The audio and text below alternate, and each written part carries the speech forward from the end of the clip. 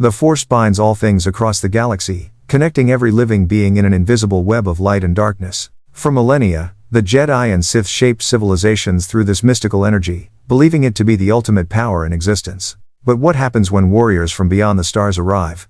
Channeling a different kind of energy entirely, one that doesn't bow to the Force, doesn't answer to midi-chlorians, and operates on principles this galaxy has never seen? What happens when 6 teenagers in colored armor prove that heroism doesn't need the Force to shine? The sky above Lothal's capital city tore open like fabric ripping along a seam. It wasn't a hyperspace reversion. No ship emerged from the blue-white tunnel of faster-than-light travel. This was something else, something wrong. The rift pulsed with colors that had no name, energy signatures that made every sensor in the Imperial garrison scream warnings. Stormtroopers looked up from their patrols.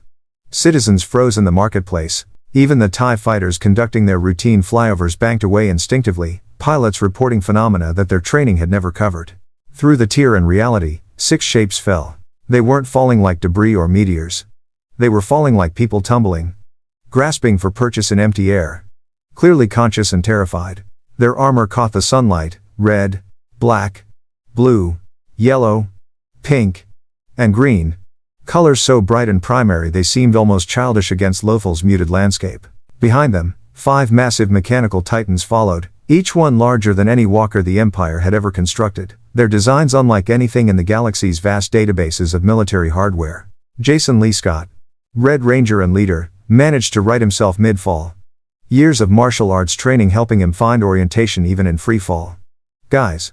Zords now. His team responded instantly, the kind of perfect coordination that came from facing world-ending threats every other week. 6 morphers activated simultaneously, and the connection to the morphing grid flared across dimensional barriers that were never meant to be crossed. The energy felt different here, sluggish somehow, like running through water instead of air. Jason's HUD flickered inside his helmet, warnings scrolling too fast to read. But the Zords responded. The Tyrannosaurus Dinozord materialized fully beneath Jason, its crimson hull absorbing his falling momentum. Around him, his team found their own Zords. Zach's Mastodon, Billy's Triceratops, Trini's saber-toothed tiger, Kimberly's pterodactyl. Tommy Oliver, Green Ranger, called forth the Dragon Zord, its massive frame causing the ground to shake as it landed in Lothal's eastern plains. The dimensional rift sealed itself with a sound like thunder played backward, leaving only the impossible. 6 armored warriors and 5 towering war machines standing in the middle of an occupied planet. 10,000 light-years from home. Alpha? Zordon? Billy's voice crackled over the comm system, his analytical mind already running diagnostics. Command center, do you read? We know. Static answered him. Not the clean static of a dead frequency, but something worse, the sound of a connection trying to reach across a gap it was never designed to bridge. We're not in Angel Grove anymore, Kimberly said quietly, staring at the city below. The architecture was wrong. The vehicles hovering on repulsor technology they'd never seen, the people dressed in styles that belonged to no Earth culture. Above them, triangular ships with solar panel wings screamed past, and in the distance, a massive Imperial Star Destroyer hung in low orbit like a dagger pointed at the planet's heart. Trini's scanners painted an impossible picture. Guys, I'm reading. Billy, help me out here. These energy signatures don't match anything in our database. Because we're not in our database anymore, Billy replied, his voice tight with a mixture of fear and scientific fascination. Look at the stellar cartography. Those constellations, none of them match Earth's sky. Not even close. We're not just displaced in space. I think we've crossed into another universe entirely. Awesome, Zach muttered, though his usual humor was strained. So we're lost in space. Literally. Without Zordon. Without Alpha. Without any way home. We'll find a way, Jason said firmly, because that's what leaders did. They stayed calm when everyone else wanted to panic. We always do. Right now. We need to figure out where we are and if there's anyone who can help us. Tommy's voice cut through the channel, urgent. Jason, we've got company. Multiple contacts incoming, and they don't look friendly. From the Imperial garrison, a squadron of TIE fighters had launched, their distinctive screaming engines growing louder as they approached. Below, ATST walkers stomped through the streets, their weapons already swiveling toward the Zords. Stormtroopers poured from barracks, forming firing lines with the precision of well-trained soldiers. The Rangers had faced armies before, putty patrollers, Tengas, Rita's monsters. But something about these troops felt different. More disciplined. More deadly. These weren't magical constructs. These were real soldiers following real orders. Power Rangers. A voice boomed from massive speakers mounted on the Imperial walkers, distorted by mechanical amplification. "You are in violation of Imperial law. Power down your vehicles and surrender immediately. Resistance will be met with lethal force." Kimberly notched an energy arrow instinctively. "Since when do the bad guys give warnings?" "Since we're not dealing with Rita Repulsa anymore," Jason answered, his mind racing. The morphing grid felt strained here, each second in morph mode pulling harder on his reserves than it ever had on Earth. They couldn't afford a prolonged fight, not until they understood what they were dealing with. But 6 teenagers who'd stood against cosmic witches, machine empires, and interdimensional warlords weren't about to surrender to stormtroopers without understanding what was happening. "Rangers," Jason's voice carried the weight of leadership and trust his team had followed into 100 battles. "Defensive formation. No lethal force until we know what we're dealing with. Billy. I need sensor analysis. Trini. Watch our flanks. Zach. Kimberly. Tommy, cover fire only. We're not the invaders here. Let's not act like it." The Megazord combination sequence would have to wait. For now, 6 Zords and 6 heroes stood ready, facing an empire they didn't understand, in a galaxy that had never seen their kind of power. In orbit above, Grand Admiral Thrawn observed the new arrivals on his command deck's view screen, his glowing red eyes studying every detail of the colorful warriors and their impossible machines. A slight smile crossed his blue-skinned features. "Fascinating," he murmured. "Inform Governor Price, and send word to Lord Vader. I believe we have encountered something genuinely new."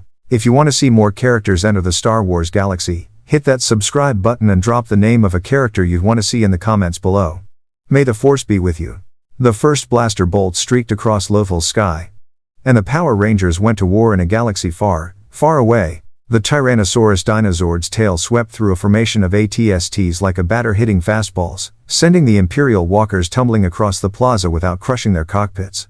Jason gritted his teeth as the morphing grid connection flickered again, each movement of his Zord pulling energy through a dimensional barrier that resisted like elastic stretched too far. "Billy, I need that sensor analysis," Jason called out, dodging a barrage of turbolaser fire from an approaching AT-AT. The massive walkers' weapons were more powerful than anything they'd faced except Rita's strongest monsters, but slower to track. The Dinozord's agility kept Jason ahead of the targeting solutions. Working on it. Billy's Triceratops Zord had planted itself like a fortress, its tri-barrel cannons returning measured fire while his sensors swept everything in range. "Jason, these energy signatures, they're organic. The soldiers, the civilians, they're all generating some kind of unified energy field, low level, pervasive. It's interfering with the morphing grid. Creating resistance. In English. Billy. We're fighting in a universe that runs on different physics. Our powers work, but it's like trying to run underwater.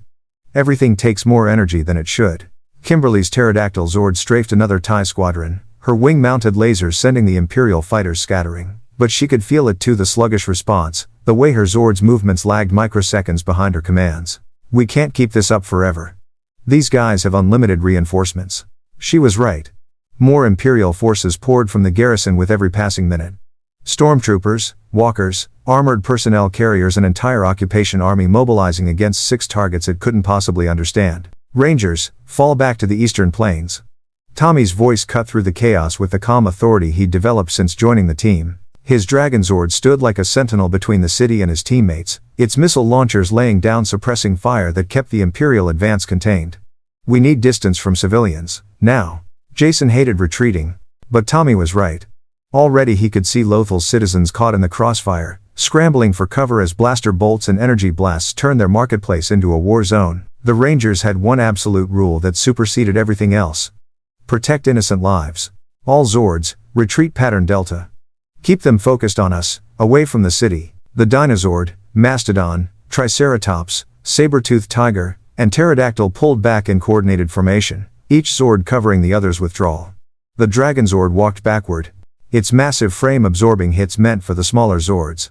Tommy felt each impact resonate through his neural link, but the Dragon Zord's armor held. Barely. The Imperial forces pursued exactly as Jason hoped, aggressive, relentless, determined to destroy the threat before it could escape. Within minutes, the battle had shifted from Lothal's capital to the open grasslands beyond, where collateral damage meant scorched earth instead of civilian casualties. "Tommy, on my mark, we combine." Jason watched his tactical display, calculating angles and energy reserves. The morphing grid was straining, but they still had enough for one good formation. Everyone else, Megazord sequence now. The Dinozord, Mastodon, Triceratops, and saber-toothed tiger broke apart mid-stride. Their components reforming in a sequence they'd performed hundreds of times. The Megazord rose to its full height, 100 feet of combined Zord power standing against the Empire's advancing army. Kimberly's pterodactyl Zord locked into chest position, completing the transformation. The Megazord's power sword manifested in its hand, crackling with morphing grid energy that looked almost like lightning in this universe. From the Imperial lines, an AT-AT fired its full payload directly at the Megazord's center mass. Jason brought the power sword up, the blade intercepting the turbo laser blast and deflecting it skyward in a spray of dissipating energy. The impact sent feedback through the cockpit, and all 5 Rangers felt it the strain of channeling power that this universe resisted, that fought against them at every turn. Power levels at 63%. Billy reported, his voice tight. Jason, we can maintain morph for maybe another hour at this consumption rate. After that, we're just 6 teenagers in spandex, Zack finished grimly. Before Jason could respond, a new voice crackled over their comms. Not Alpha, not Zordon, but someone else entirely. The signal was crude, piggybacking on their Zord communication frequencies through brute force hacking that Billy would have appreciated under different circumstances. Unidentified warriors, this is Spectre 2. If you want to live through the next 5 minutes, I strongly suggest you stop playing with the Imperials and start listening. A ship materialized from behind a rock formation, sleek, modified, bristling with weapons that had clearly been added by someone who knew their way around a gun. The VCX-100 light freighter painted a targeting solution on the lead AT-AT and fired, its dorsal turret punching through the walker's armor with surgical precision. The massive vehicle collapsed, its legs buckling as internal systems catastrophically failed. Follow us if you want to survive. The voice continued, female, confident, with the tone of someone who'd given this exact speech before. Otherwise, enjoy explaining yourselves to Governor Price. Believe me, you don't want that conversation. Tommy's sensors painted the newcomer ship in green. Jason, they're hostile to the Imperials. That makes them not necessarily friends, Jason finished. But maybe not enemies. The Megazord and Dragon Zord stood at a crossroads. Behind them, Imperial forces were regrouping, calling in air support from the Star Destroyer in orbit. Ahead, a single ship offered escape with strangers who might be rebels, might be criminals, might be anything in this universe they didn't understand. Trini's voice was quiet but certain. We need allies, Jason. We need information. And we need to understand this place before we make any more mistakes. Jason looked at the readouts showing their dwindling power reserves. At the Imperial army that wouldn't stop coming. At the city full of civilians who'd already seen too much combat. They'd arrived in this universe by accident, but every action from here forward was a choice. The Rangers had always stood for protection. For justice.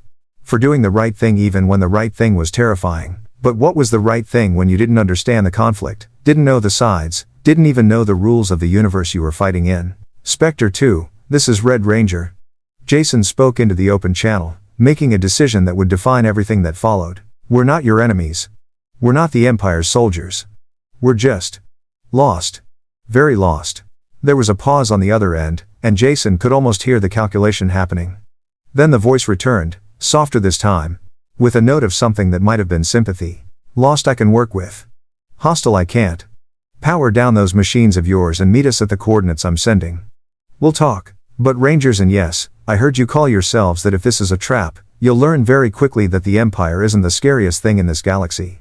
The Megazord and Dragon Zord separated back into individual Zords as the Rangers processed the decision they'd just made. They were following strangers in a strange land.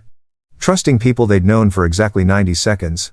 In a universe where their powers were failing, but they were still Rangers. And Rangers didn't give up, didn't stop fighting, and didn't abandon hope even when hope required a leap of faith into the unknown. The Zords followed the Ghost as Imperial forces watched them escape, already transmitting reports to Grand Admiral Thrawn that would paint the newcomers as rebel collaborators, enemy combatants, threats to Imperial security. High above in his Star Destroyer, Thrawn reviewed the battle footage with the careful attention of an artist studying a masterpiece. The warriors' movements, their tactics, their obvious reluctance to kill it all told a story. Not invaders.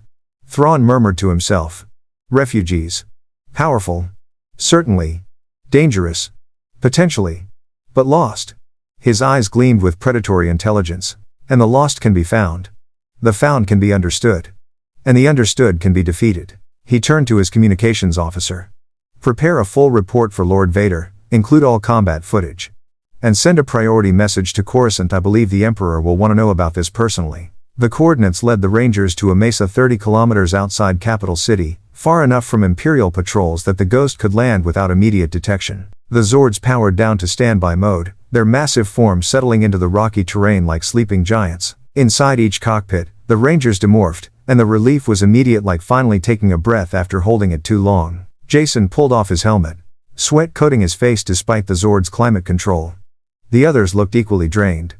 Morphing had never been this exhausting on Earth. Power coins are at 42%, Billy reported, studying his morpher with scientific concern. The dimensional crossing didn't damage them. But maintaining morph in this universe is costing us nearly double our normal energy expenditure. If we have to fight again, we'll deal with it, Jason said, though the weight of leadership pressed heavier than usual. Right now, we need answers. Stay sharp, stay together. We don't know these people. The 6 Rangers descended from their Zords via rappel lines, touching down on alien soil for the first time. Lothal's sun was setting, painting the sky in oranges and purples that were almost Earth-like. Almost. But not quite. There was something different about the light here. Something that made even the sunset feel foreign. The Ghost's boarding ramp lowered with a hydraulic hiss. 5 figures emerged, and Jason's tactical mind automatically catalogued them. The Twi'lek woman in the pilot's jacket leading the group, Spectre 2, presumably. A Lasat warrior built like a linebacker, carrying what looked like a staff weapon. A teenage boy with dark hair and determined eyes, lightsaber hilt clearly visible on his belt. A girl around the same age, her hair in a colorful pattern, projecting quiet competence. And an astromech droid that beeped a greeting that somehow sounded sarcastic. The Twi'lek greenskin with head tails that Jason's mind struggled to categorize stepped forward first. Her hand rested near her blaster, but she wasn't drawing. Yet. I'm Hera Syndulla, Captain of the Ghost. This is my crew. Garazeb Aurelios, Ezra Bridger, Sebin Wren, and Chopper. Each member nodded in turn, though the Lasat's nod looked more like sizing up potential opponents. We're part of a resistance movement against the Galactic Empire. And you are 6 people who just dropped out of nowhere piloting weapons that could change this entire war. Jason met her gaze steadily. I'm Jason. This is Zach, Billy, Trini, Kimberly, and Tommy. We're Power Rangers from Earth. And we have no idea how we got here or how to get home. Earth? Ezra stepped forward, his curiosity overriding caution. Never heard of it. Not in any star chart. Not in any Republic records. Where is it? Try another universe entirely, Billy interjected, pushing his glasses up nervously. If my calculations are correct, and they usually are, we've crossed through a dimensional barrier. Your galaxy and our planet don't just exist in different locations, we exist in different realities. Parallel universes, separated by quantum foam and... Billy, Kimberly touched his arm gently. Maybe the physics lecture can wait? Sabine had already pulled out a datapad, scanning the Zords with equipment that beeped and chirped warnings. Hera, these things aren't showing up on any Imperial database. The power signatures are completely unknown. Whatever they're running on. It's not hypermatter. Not Tabana. Not anything we've ever seen. It's called the Morphing Grid, Trini explained, her voice calm and measured. It's an energy field that connects all living things across dimensions. We channel it through our power coins to transform and pilot the Zords. Back home, it's complicated. Here, it seems like the universe itself is fighting against it. Zeb leaned on his bow rifle, his eyes narrowed. So you're saying you've got magic powers from another dimension, you pilot giant war machines, and you just happen to crash land on Lothal during an Imperial occupation? That's either the worst luck in the galaxy or an incredibly elaborate Imperial trap. Tommy's hand didn't move toward his morpher, but his stance shifted subtly, ready, balanced. If we were working for your empire, we'd have brought a lot more firepower. And we wouldn't have pulled our punches back there. Trust me, those walkers could have been scrap metal. He's not wrong, Hera admitted, studying the Rangers with the careful assessment of someone who'd survived by reading people correctly. You had multiple chances to level the garrison. Instead, you went defensive, protected civilians, and retreated the moment things got messy. That's not Imperial doctrine. Ezra was still focused on Jason, his head tilted slightly as if listening to something no one else could hear. There's something weird about you guys. Not bad weird, just different. Like you're here but not quite here. Like you're out of phase with everything around you. Can you sense that? Billy asked, his scientific curiosity overriding caution. Some kind of extrasensory perception? The Force, Ezra said simply. It connects everything in the galaxy. I'm still learning, But I can feel when something's off. And you six? You're definitely off. It's like there's static around you. Like you're interfering with the normal flow of things. Kimberly and Trini exchanged glances. The morphing grid and this force were clearly interacting, creating interference patterns neither universe was designed to handle. Hera raised a hand, cutting off the technical discussion. Look. We can figure out the how and why later. Right now, you need to understand what you've walked into. The Galactic Empire controls most of the known galaxy through fear and military might. They destroyed the Jedi Order, dissolve the Republic Senate, and rule through regional governors backed by star destroyers and stormtroopers. We're the rebellion, or at least, part of it. We fight for freedom, for the people who can't fight for themselves. Sounds familiar, Zack muttered. Just swap out Empire for Rita, Repulsa, and Rebellion for Power Rangers. Who? Sabine asked. Long story. Evil space witch. We punched her monsters a lot. Hera blinked. Okay. We'll unpack that later. Point is, by engaging Imperial forces, you've made yourselves targets. Governor Price will classify you as rebel sympathizers, which means every Imperial asset on Lothal will be hunting you. And trust me, you don't want to be hunted by the Empire. We've been hunted before, Jason said quietly. We're used to being outgunned and outnumbered. What we're not used to is not understanding the fight we're in. Back home, the sides were clear. Monsters tried to conquer Earth. We stopped them. Here? I don't know your Empire, don't know your rebellion, don't know if this is even our fight. Tommy stepped forward, his voice carrying the weight of someone who'd fought on both sides before finding his true path. But we know what we saw in that city. People afraid of their own government. Soldiers terrorizing civilians. That part translates across any universe. Hera studied Tommy carefully, recognizing something in his stance, the bearing of someone who'd found redemption through choosing the right side. The Empire destroyed entire planets to maintain control. Alderaan, a peaceful world with billions of people, was obliterated by a superweapon called the Death Star. They call it maintaining order.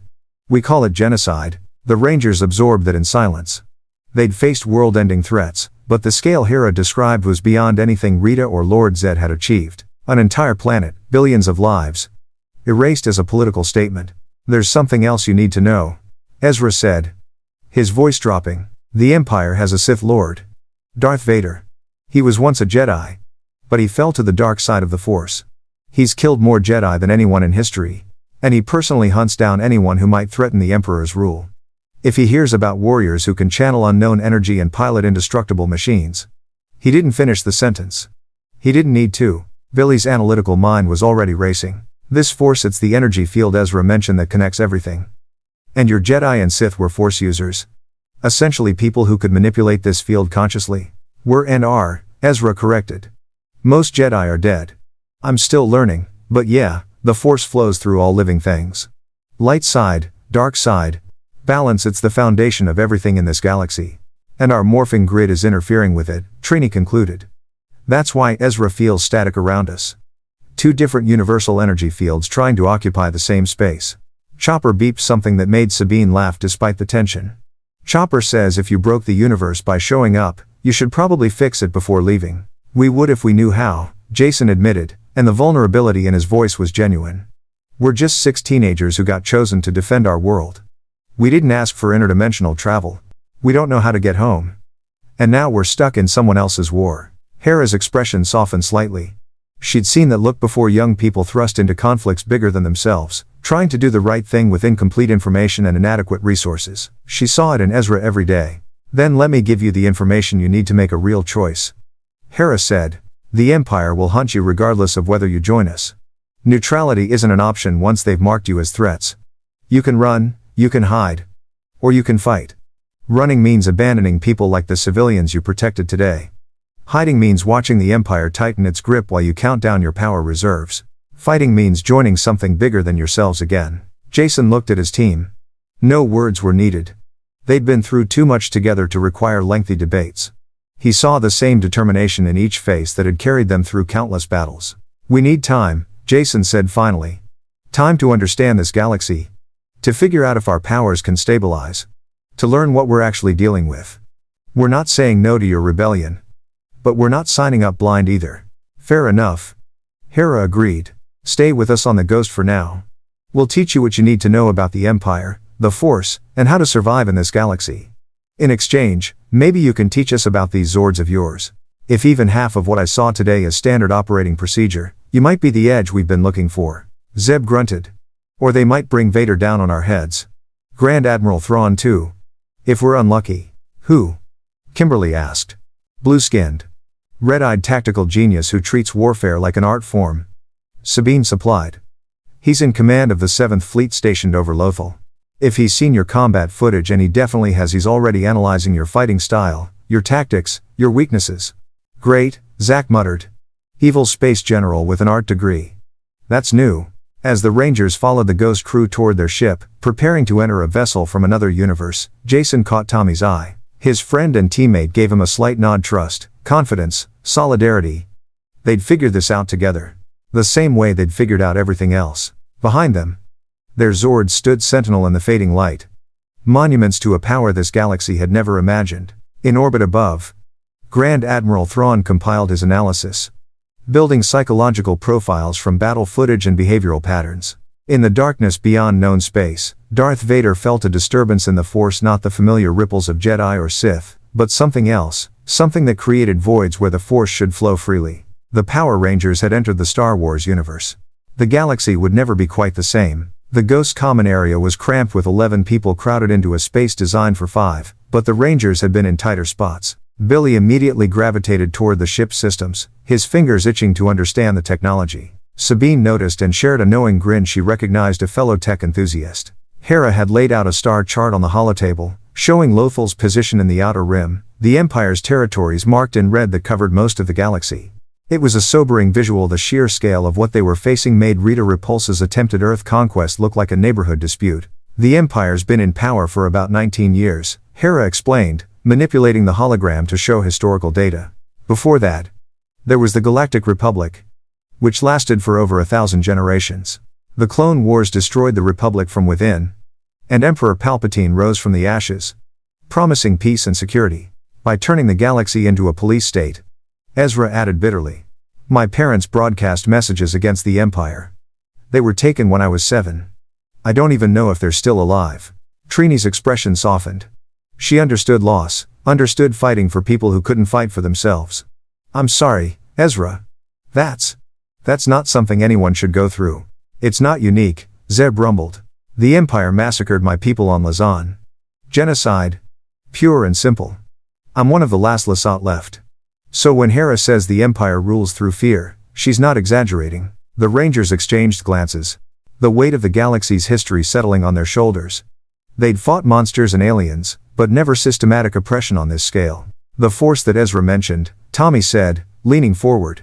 You said it connects everything. That it has a light side and a dark side. How does that work? Ezra seemed to struggle with the explanation, his training still incomplete. The Force flows through all living things. The light side is about peace, knowledge, serenity, using the Force to protect and understand. The dark side is about passion, power, rage, using the Force to dominate and destroy. Jedi follow the light. Sith follow the dark. But here's the thing, Billy interjected, his analytical mind working overtime. When I scan the ambient energy in this galaxy, I'm detecting what you call the Force everywhere. It's in the air, in the planets, in living beings. It's a fundamental force of nature here. Like gravity or electromagnetism in our universe. That's because it is, Ezra confirmed. Master Yoda, one of the greatest Jedi who ever lived, taught that the Force surrounds us, penetrates us, binds the galaxy together. Which explains why our morphing grid is having problems.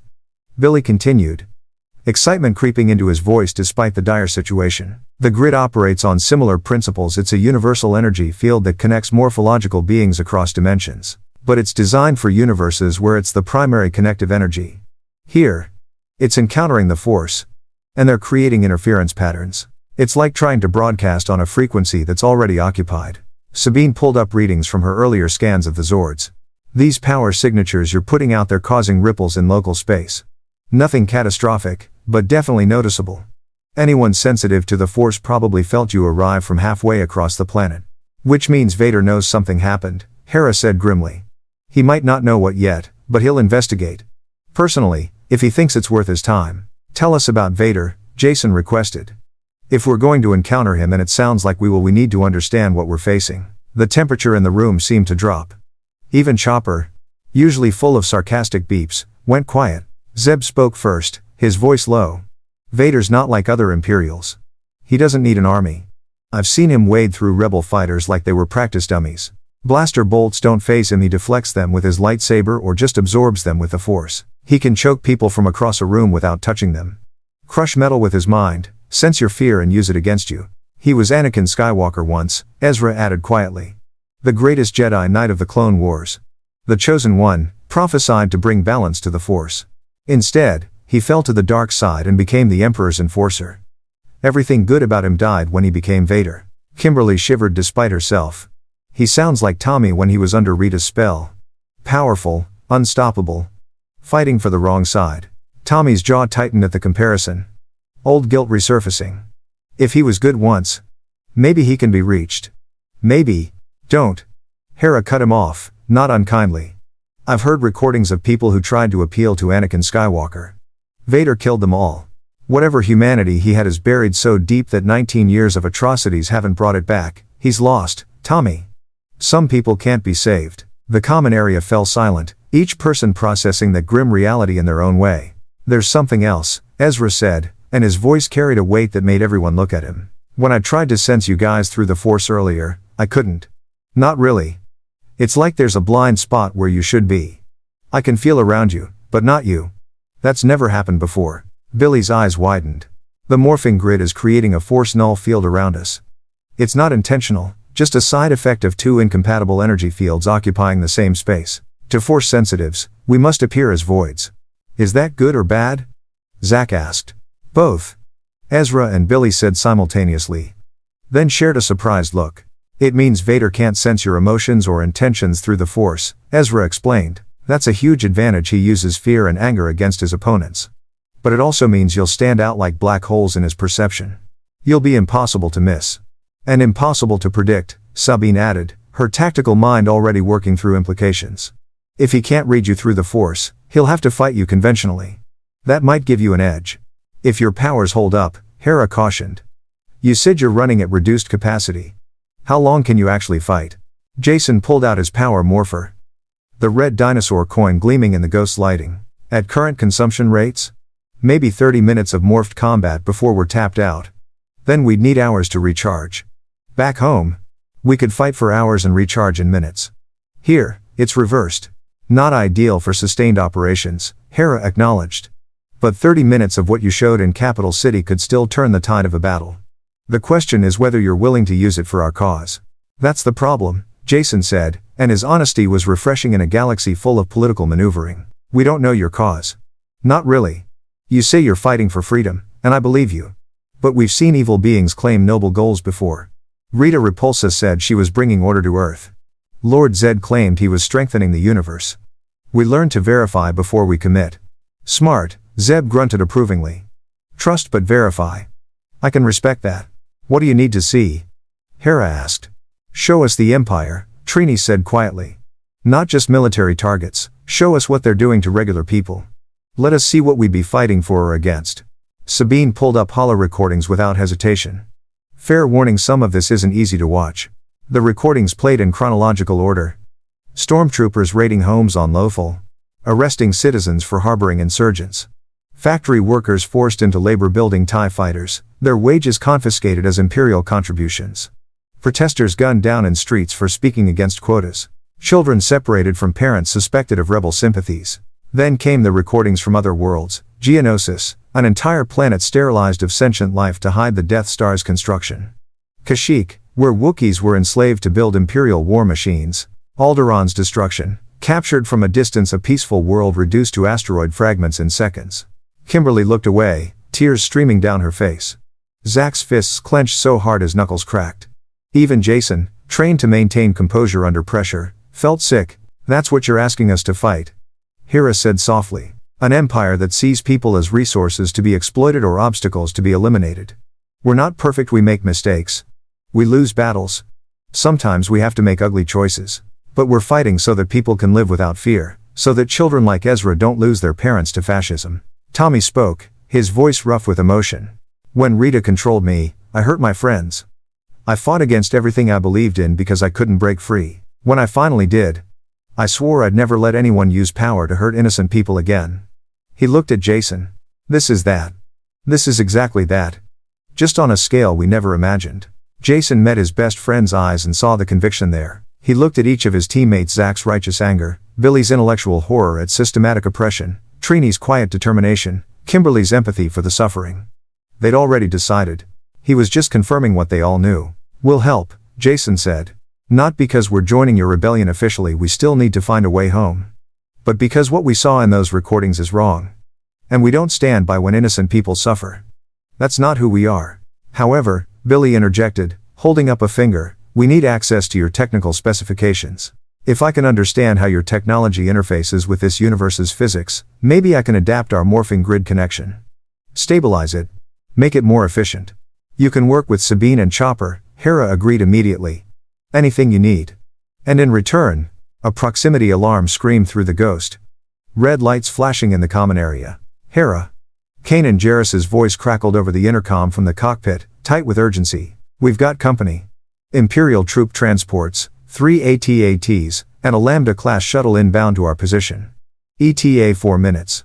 ATA. How did they track us? Sabine demanded. Already moving toward the weapons locker. They didn't track us, Ezra said. His face pale. They tracked them. The Zords, Billy said, they're causing ripples in local space. The Empire must have deployed sensor nets to follow the energy signature. All eyes turned to the Rangers. We led them right to you, Trini whispered, horror dawning on her face.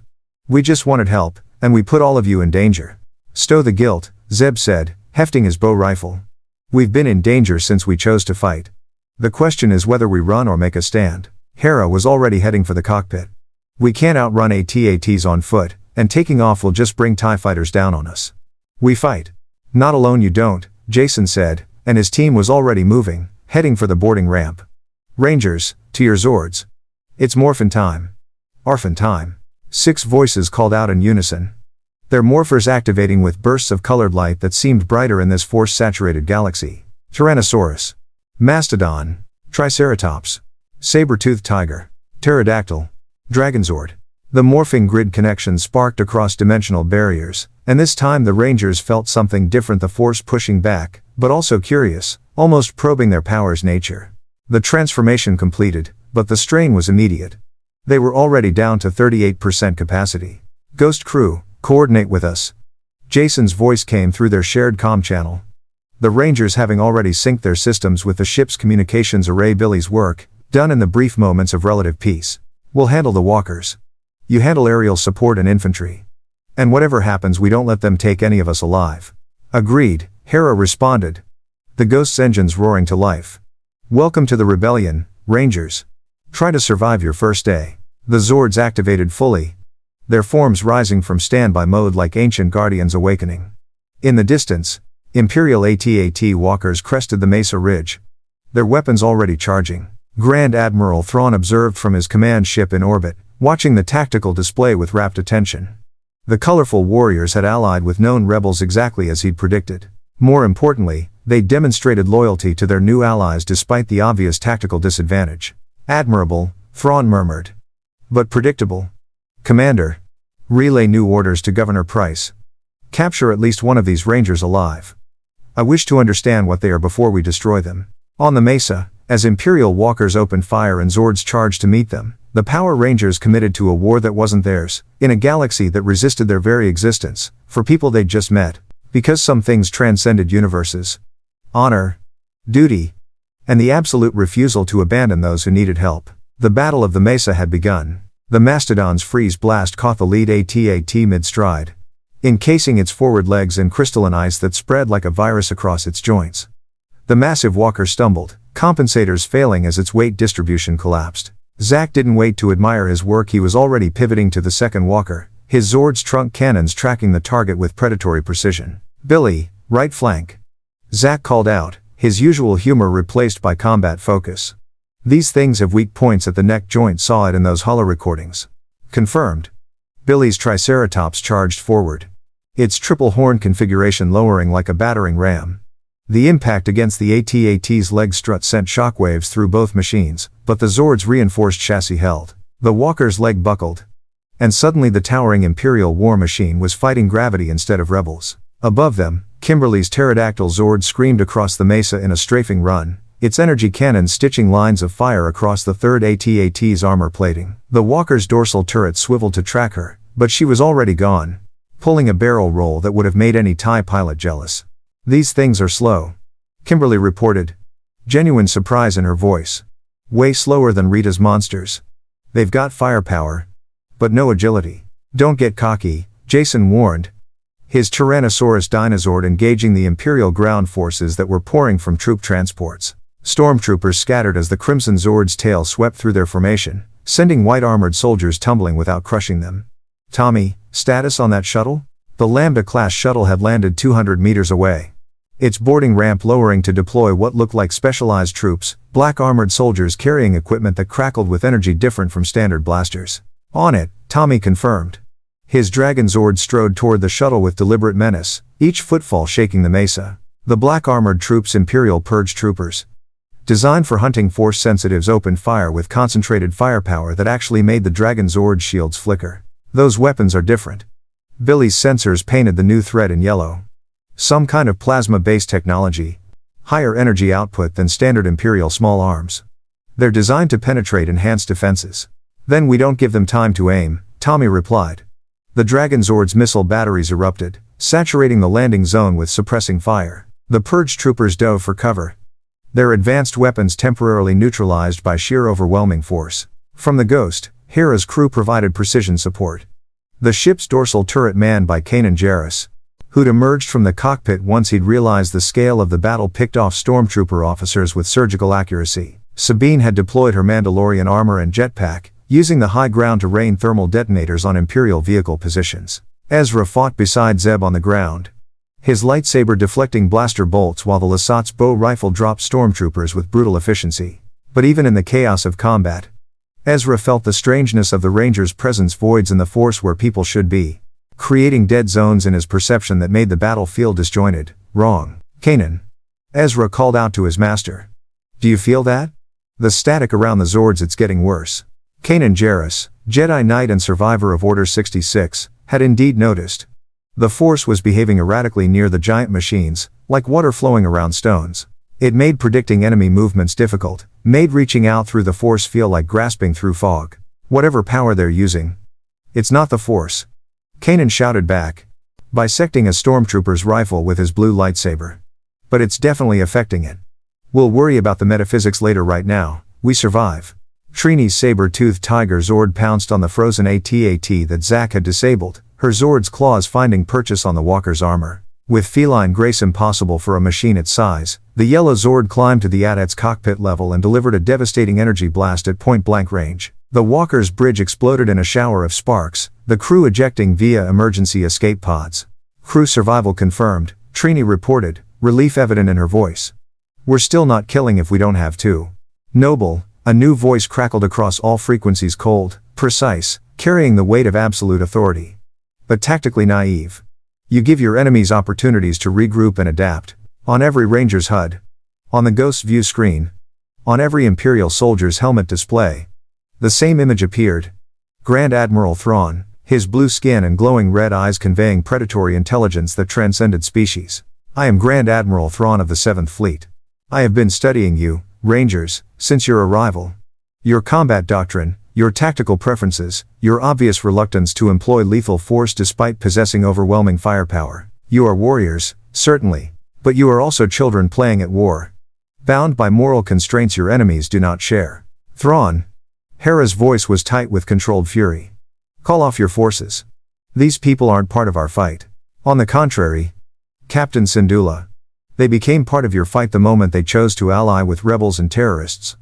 But I confess, I am more interested in understanding what they are than in destroying them. Their machines operate on principles unknown to Imperial science. Their combat effectiveness exceeds anything in our current threat assessment models.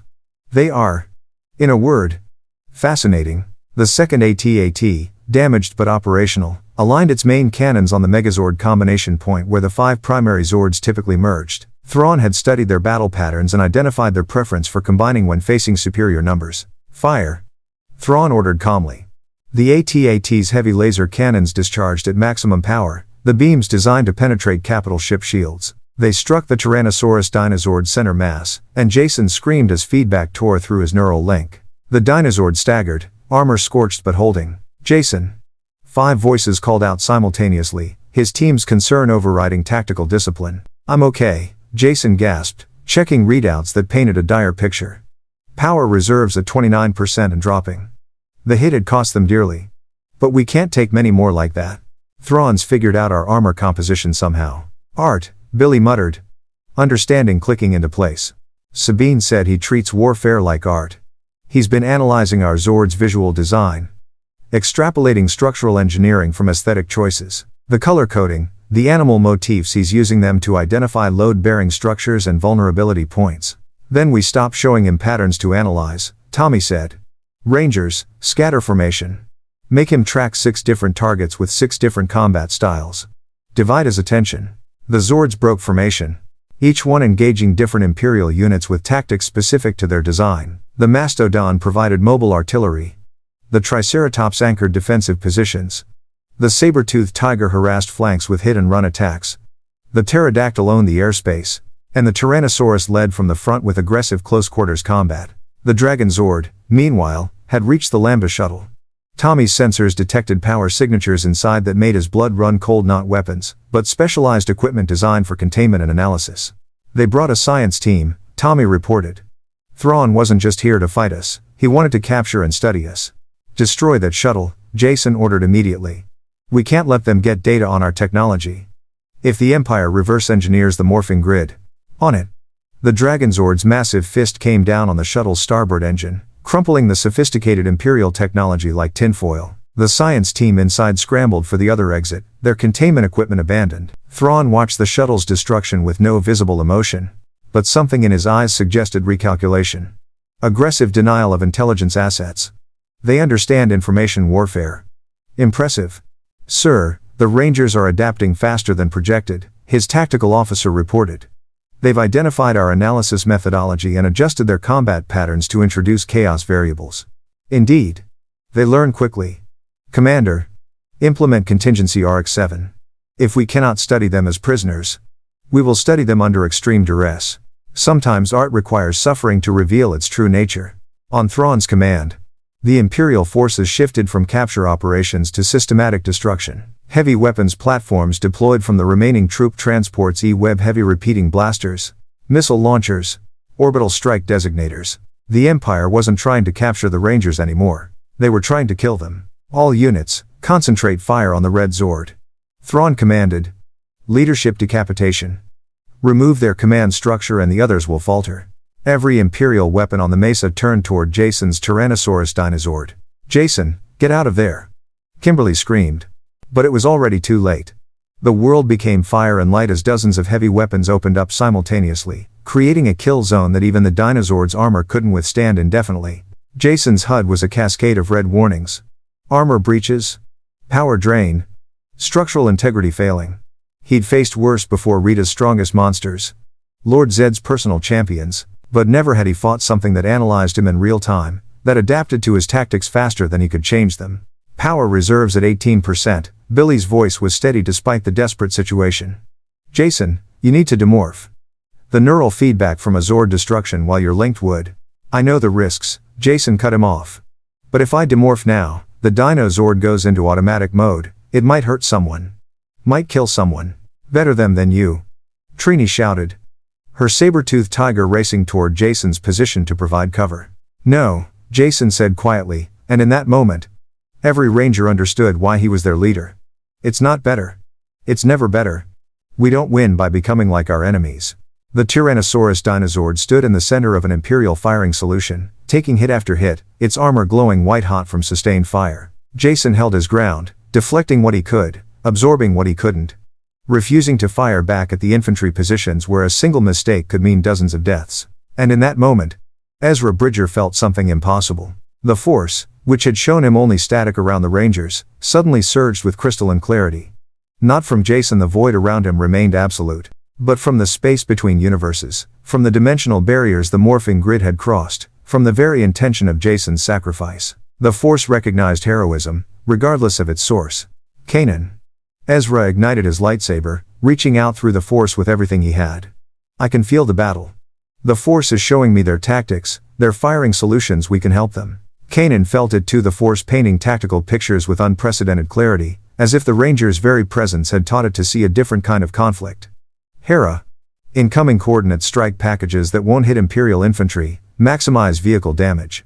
The Ghost's weapons came alive with new precision, Hera trusting her Jedi crew's Force-enhanced targeting. Missiles found Walker joints, laser cannons disabled weapon emplacements, and suddenly the Imperial assault formation was breaking apart. Tommy, now. Jason gasped out, his Dinozord finally staggering under the sustained assault. The Dragon Zord emerged from behind a rock formation where it had been positioning itself, and its missile battery launched at the second AT-AT's already damaged leg joints, the exact points Thrawn had reinforced after studying the first Walker's fall, the exact points Tommy had identified as overcompensated and therefore vulnerable to concentrated fire. The Walker collapsed, and the Imperial firing solution dissolved into chaos. All Zords, fall back to rally point Gamma. Jason ordered, his Dinozord limping away from the kill zone. We've made our point. Time to leave before Thrawn makes his. Agreed, Hera transmitted. Ghost crew, back to the ship. Rangers, we've got coordinates for a safe house in the Northern Territories. Follow us out. The retreat was organized, Chaos Zords providing covering fire while the Ghost's crew scrambled aboard, Sabine's jetpack lifting her to the boarding ramp at the last second. Zebb carried an injured Ezra who'd overextended himself through the Force, and Kanan deflected parting shots from purged troopers who wouldn't accept defeat gracefully. In orbit, Thrawn watched his carefully constructed trap collapse, watched the Rangers escape despite being outgunned and outnumbered. His expression remained neutral, but his fingers drummed once against his command chair's armrest, the only tell that he was genuinely intrigued. Sir, shall we pursue? His tactical officer asked. No. I've learned what I needed to learn. They value life, even enemy life, above tactical advantage. They fight with restraint despite possessing overwhelming force. They adapt quickly but predictably, always choosing the moral option over the expedient one. Thrawn smiled slightly. And most interestingly, they make those around them better. Did you notice Captain Syndulla's improved targeting solutions? The Jedi's enhanced force sensitivity during the latter half of the engagement? The Rangers don't just fight, they inspire. How do we counter inspiration, sir? By teaching them that inspiration dies quickly in this galaxy. By showing them that morality is a luxury those who wish to survive cannot afford. By breaking them slowly, so thoroughly, that when they finally fall, every rebel who believed in them falls with them. Thrawn turned to his communications officer. Send word to Coruscant. Request Lord Vader's presence for specialized threat assessment. These Rangers may be immune to Force interrogation, but they are not immune to fear. And fear, ultimately, is what the Empire does best. And Zinn. As the Ghost and 6 Zords disappeared into Lothal's wilderness, carrying wounded warriors and new allies toward an uncertain future, one thing had become absolutely clear. The Power Rangers had entered a war where heroism was measured not by victories, but by survival. And Grand Admiral Thrawn intended to teach them that some lessons could only be learned through suffering.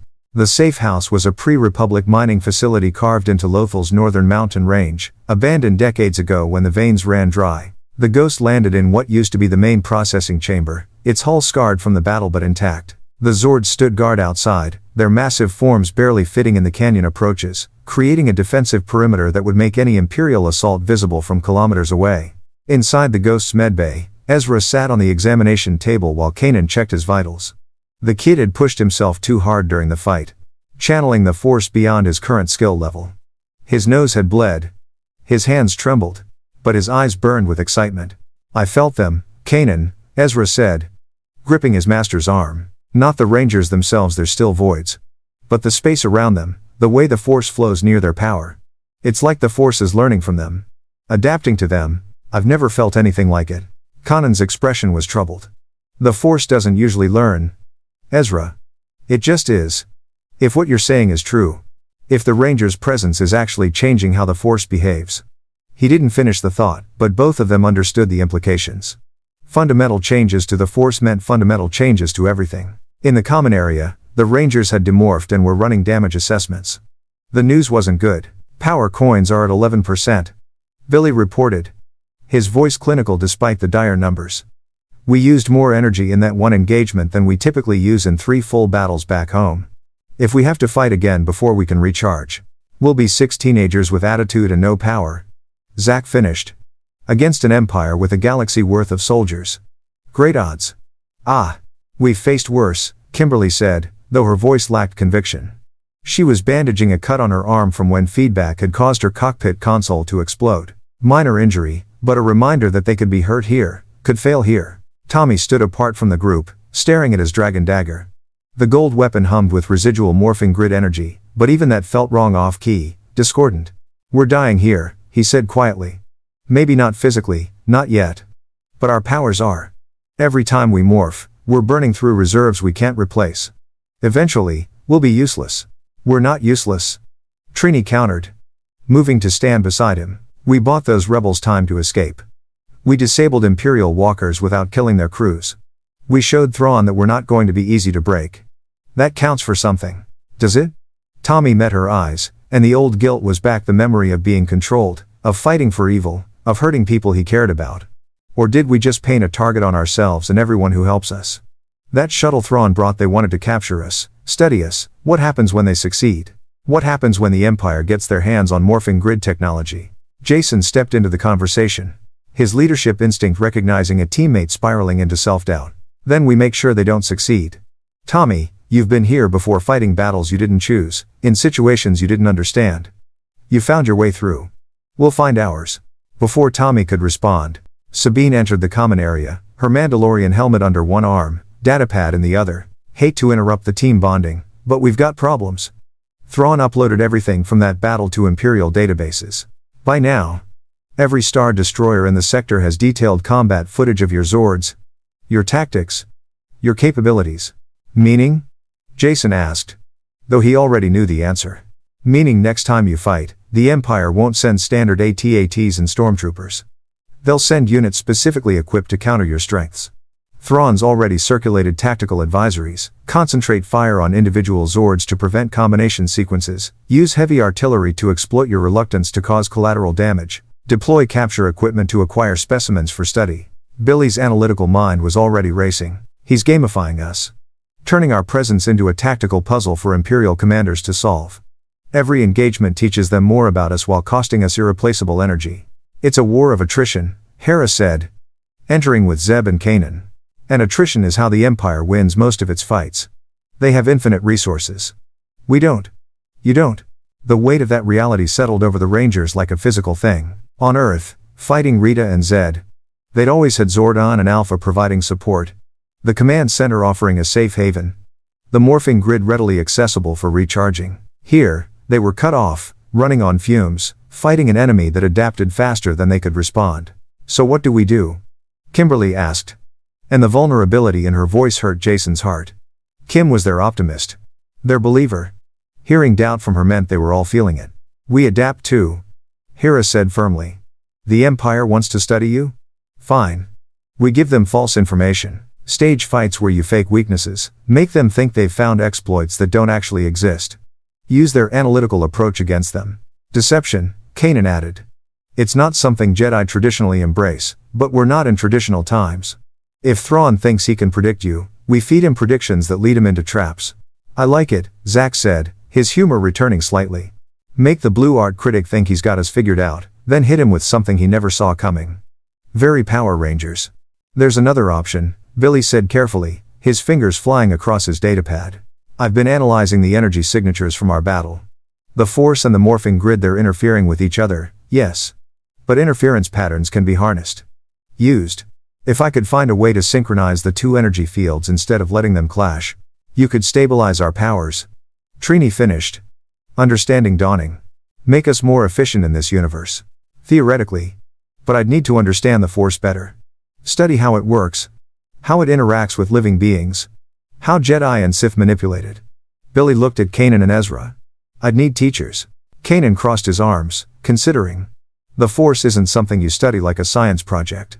It's alive, it has will. It requires connection and understanding that goes beyond pure analysis. Then teach me connection, Billy pressed.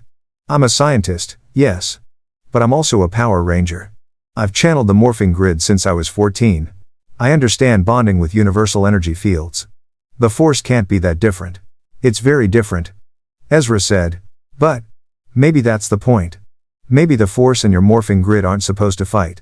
Maybe they're supposed to work together, and we just haven't figured out how yet. Sabine looked up from her datapad. Eyes wide. There's precedent for this. Ancient texts mention force-sensitive cultures that used other forms of energy manipulation. Night Sister magic, Dagoyan meditation techniques. The priests of the wills. The force doesn't exist in isolation. It can coexist with other powers. So we experiment, Jason decided. Billy works with Ezra and Kanan to understand force morphing grid synchronization. The rest of us train with the Ghost crew, learn this galaxy's combat tactics, understand how to fight Imperial forces without relying purely on our powers. We become better warriors here, not just visitors from another universe. And in the meantime? Zeb asked, hefting his bow rifle.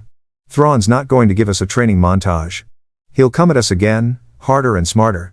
Then we hit him first, Tommy said. And everyone turned to look at him. The Green Ranger had moved from isolated contemplation to tactical aggression, his body language shifting from defensive to predatory. Thrawn studying us? Fine. Let's study him back. What does he care about? What are his objectives on Lothal? What would hurt him strategically? Hera pulled up a holographic display of Capital City and the surrounding territories. Thrawn's primary mission is crushing the rebellion on Lothal and securing the planet's resources for Imperial production. He's been systematically dismantling our supply networks, capturing our agents, turning the civilian population against us through fear and propaganda. He's also obsessed with art and culture. Sabine added. He studies species through their artwork, claims it reveals psychological weaknesses. There's a museum in Capital City, the Imperial Museum of Lothal History. Thrawn visits it regularly, studies the exhibits, uses them to understand the local population. Tommy's eyes lit up with tactical possibility. A museum, full of irreplaceable cultural artifacts. If something happened to it, nothing violent, just inconvenient, it would force Thrawn to divert resources. Make him react emotionally instead of analytically. You want to rob a museum? Zeb said flatly. I want to rescue cultural heritage from Imperial possession and return it to the people of Lothal. Tommy corrected with a slight smile. That it would also embarrass Thrawn and prove we can strike Imperial holdings whenever we want is just a bonus. Kanan studied Tommy carefully. You've done this before. Been on the other side. I mean, you know how the bad guys think. Yeah, Tommy admitted. I was evil once. Under mind control. But that doesn't change what I did. I hurt people. Fought my friends. Served a villain who wanted to conquer Earth. When I broke free, I swore I'd use that experience to be a better hero. I know how villains strategize because I was one. Then you know how Thrawn will respond. Hera said. He'll turn it into another learning opportunity. Study how we infiltrate. How we operate. Use it to predict our next move. Unless we make sure he can't. Sabine said. Her tactical mind syncing with Tommy's. We don't just steal artifacts. We introduce misinformation. Plant evidence that suggests capabilities we don't have, tactics we won't use. Make him chase ghosts while we accomplish real objectives. Misdirection within misdirection. Billy murmured appreciatively. Thrawn's analytical approach becomes his weakness when the data itself is corrupted. Jason looked around the room, seeing his team energizing with purpose, seeing the Ghost crew nodding along with the plan. They were still low on power. Still cut off from home. Still facing impossible odds. But they were doing what they did best, adapting. Planning. Refusing to give up. We'll need 2 operations, Jason said, his leadership crystallizing the chaotic ideas into coherent strategy. Billy, Ezra, and Kanan work on the force morphing grid synchronization. That's our long-term survival strategy. The rest of us plan and execute the museum operation. That's our short-term tactical victory. We prove to Thrawn, to the Empire, and to ourselves that we're not just powerful. We're smart. And we do it without morphing if possible. Trini added. Save our power reserves for when we absolutely need them. Fight smart instead of hard. I can work with that, Hera agreed. We've run infiltration operations before. Adding 6 teenagers in colorful clothing to the mix will be interesting. But we've worked with worse. Hey. Kimberly protested. We're very stealthy teenagers, thank you very much. You pilot giant robot dinosaurs. Zeb pointed out. Stealthy giant robot dinosaurs. Zack corrected. And despite everything. The room laughed. It was a small moment, a brief respite from danger and desperation, but it was enough. Enough to remember they were still human, still teenagers, still capable of joy even in the darkest circumstances. In his Star Destroyer orbiting Lothal, Grand Admiral Thrawn reviewed intelligence reports from planetary sensor nets. The Rangers had gone to ground, their Zords energy signatures masked by the northern mountains' mineral deposits. They were learning caution, adapting to Imperial surveillance capabilities. Commander, Thrawn addressed his tactical officer, increase patrols in capital city. Double security at cultural sites, museums, archives. The Rangers have allied with rebels, and rebels eventually attempt symbolic victories. They will strike where they think it hurts us psychologically. The Museum of Lothal History, sir? Precisely. And when they do, we will be ready. Not to stop them, that would teach them only caution. No, we will allow them partial success. Let them believe they are clever, that they are winning. Then, when their confidence peaks, we will demonstrate the true cost of opposing the Empire. Thrawn pulled up an intelligence dossier marked with the highest classification, Project Harvester. Inside were schematics for containment technology specifically designed to drain and analyze unknown energy signatures. Technology he'd commissioned the moment the Rangers first appeared. Inform Governor Price to accelerate Project Harvester. I want field-ready prototypes within the week. The Rangers think their power makes them invincible. Let us teach them that all power can be taken, studied, and ultimately, repurposed.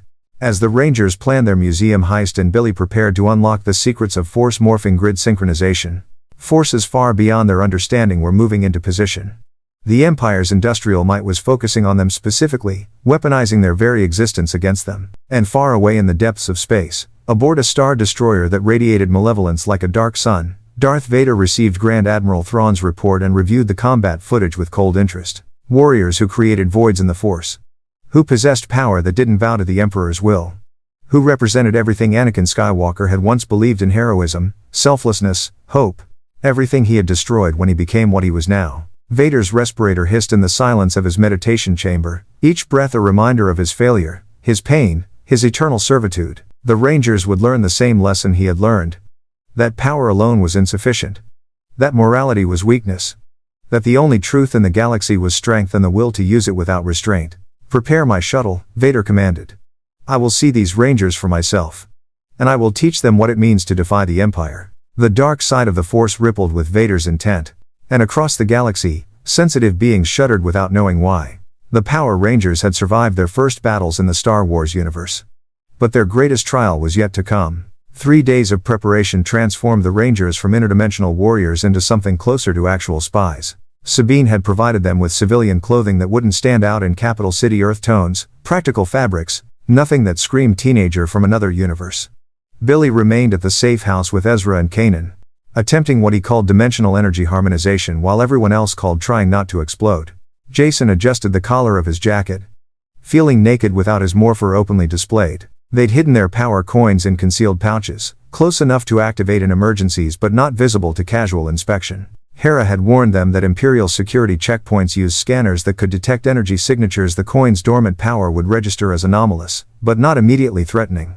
Remember, Hera briefed them one final time in the Ghost's common area. You're visiting Lothal as contract workers from the expansion region. Your cover IDs say you're surveying potential industrial sites for a Corellian development consortium. Boring, bureaucratic, forgettable. Except we're not forgettable, Kimberly pointed out, gesturing to herself and the team. 6 teenagers traveling together raises questions. Which is why you're not all going in together, Sabine said, pulling up the museum's floor plan. Jason and Tommy enter as tourists interested in Lothal's pre-Imperial history. Zack and Trini pose as a couple on a date. The museum offers romantic twilight viewings. Kimberly, you're with me as my assistant surveying the building's architecture for a fictional restoration project. We go in separately, case the security, identify the artifacts Thrawn values most. And then? Tommy asked. And then we come back tonight with Ezra's help. He can use the Force to disable security systems without tripping alarms. We take what matters. Can leave evidence that suggests off-world thieves make it look like Thrawn's personal enemies, not local rebels. Zebb grunted from where he was cleaning his bow rifle. Awful lot of faith you're putting in kids who've been in this galaxy less than a week. They took down 3 AT-ATs and lived to tell about it. Hera countered. I think they can handle a milk run like museum reconnaissance. The Rangers exchanged glances, each remembering their first mission on Earth, stopping Rita's putty patrollers from stealing power crystals, terrified and uncertain, barely understanding their powers. They'd come a long way since then. But this felt different. More personal. Somehow. Less about raw power and more about being clever. Being careful. Being human. We've got this, Jason said with more confidence than he felt. Let's go show Thrawn that Power Rangers don't need giant robots to be effective. Capital City bustled with activity that reminded Jason painfully of Angel Grove people going about their lives, trying to find normalcy under occupation. Except here. Every third person wore stormtrooper armor. Every street corner had a security checkpoint. And massive Imperial propaganda holos proclaimed the Emperor's benevolence above buildings that looked bombed out and repaired. Jason and Tommy walked through the museum's entrance, passing under archways carved with Lothal's ancient symbols. An administrative droid scanned their fake IDs without incident, processing them as Corellian Development Corp. Survey team with mechanical indifference. Welcome to the Imperial Museum of Lothal History, the droid intoned. Please observe all posted regulations. The Grand Admiral's private collection is restricted to authorized personnel only. Of course, Jason said smoothly, years of maintaining secret identities making the deception natural. We're just here to appreciate Lothal's cultural heritage. The museum's main hall was stunning artifacts spanning millennia of Lothal's history, from primitive tools to sophisticated technology from the Old Republic era. But what caught Tommy's attention immediately were the newer additions. Artwork from dozens of worlds, clearly looted from conquered territories and displayed as trophies. Thrawn's personal collection, Tommy murmured, pointing to a section roped off with Imperial warning signs. Behind the barriers sat sculptures, paintings, and artifacts from Ryloth, Mandalore, Geonosis, Lasat species the Empire had subjugated or destroyed. He's not just studying cultures. He's collecting them like prizes. Jason felt anger rising in his chest. The same anger he'd felt watching Rita terrorize innocent people. We're taking those back. All of them. Ambitious. A cultured voice said behind them. And both Rangers spun to find Grand Admiral Thrawn standing 3 meters away, hands clasped behind his back, studying them with those unsettling red eyes. But admirable. Cultural preservation is a worthy goal. Every instinct screamed at Jason to fight, to morph, to call his Zord, but they were in the middle of a crowded museum. Their powers already depleted. And Thrawn was flanked by 4 purged troopers whose weapons were certainly set to stun and capture. Admiral, Jason said carefully, forcing his breathing to stay level. We were just admiring the exhibits. Of course you were. Just as I am admiring you. Thrawn circled them slowly, like a predator assessing prey. Your cover identities are excellent Corellian corporate survey team, plausible backgrounds, appropriate documentation, but your body language betrays martial training far beyond corporate security. The way you position yourselves for mutual support, how you've already identified 3 exit routes and calculated response times to the nearest Imperial patrols. You are not surveyors, gentlemen, you are soldiers. Tommy's hand drifted toward his hidden morpher, but Jason caught his eye and gave the slightest shake of his head. Not here. Not now. You're mistaken, Tommy said evenly. We're just tourists. Indeed? Thrawn stopped in front of a Mandalorian war mask, studying it thoughtfully. This piece is from the Siege of Mandalore, final days of the Clone Wars. The Mandalorians were warriors like yourselves, skilled, honorable, convinced that their combat prowess made them invincible. The Empire taught them otherwise. Their culture persists only because we permit it to persist. Is there a point to this history lesson? Jason asked, letting controlled defiance enter his voice. Or are you just showing off your art collection? Thrawn smiled slightly. Direct. I appreciate that. Yes, there is a point. You and your companions believe you can oppose the Empire through clever tactics and superior technology. You believe that your moral superiority, your refusal to kill, your protection of civilians makes you better than us. Perhaps even makes you likely to win. He turned to face them fully, and his eyes held absolute certainty. You are wrong. The Empire's strength is not merely military. It is comprehensive. We control the economy, the infrastructure, the information networks. We shape reality itself to our design. Your colorful machines and dimensional powers are impressive, but they are ultimately irrelevant against systemic dominance. Then why are you here talking to us? Tommy challenged. If we're so irrelevant, why waste your time? Because irrelevance is not the same as insignificance. You inspire the rebels. You give them hope. And hope is a dangerous thing when it spreads unchecked. I am here to offer you a choice. Leave Lothal peacefully. Return to your search for home. The Empire will even provide resources to aid that search. In exchange, you end your association with the rebellion and cease all hostile action against Imperial forces. Jason laughed, unable to help himself. You're trying to bribe us? Seriously? I am offering you a rational alternative to inevitable defeat. Your power reserves are depleting. 12% remaining in your morphing devices. If my calculations are correct, and they always are, within days, you will be defenseless. When that happens, I will capture you. I will study you. And I will use what I learned to defeat everything you represent. You forgot one thing in your calculations. Tommy said quietly. And something in his voice made Thrawn's expression sharpen with interest. We've faced evil before. Real, world-ending evil that made your empire look like playground bullies. And we beat it every single time. Not because we were stronger.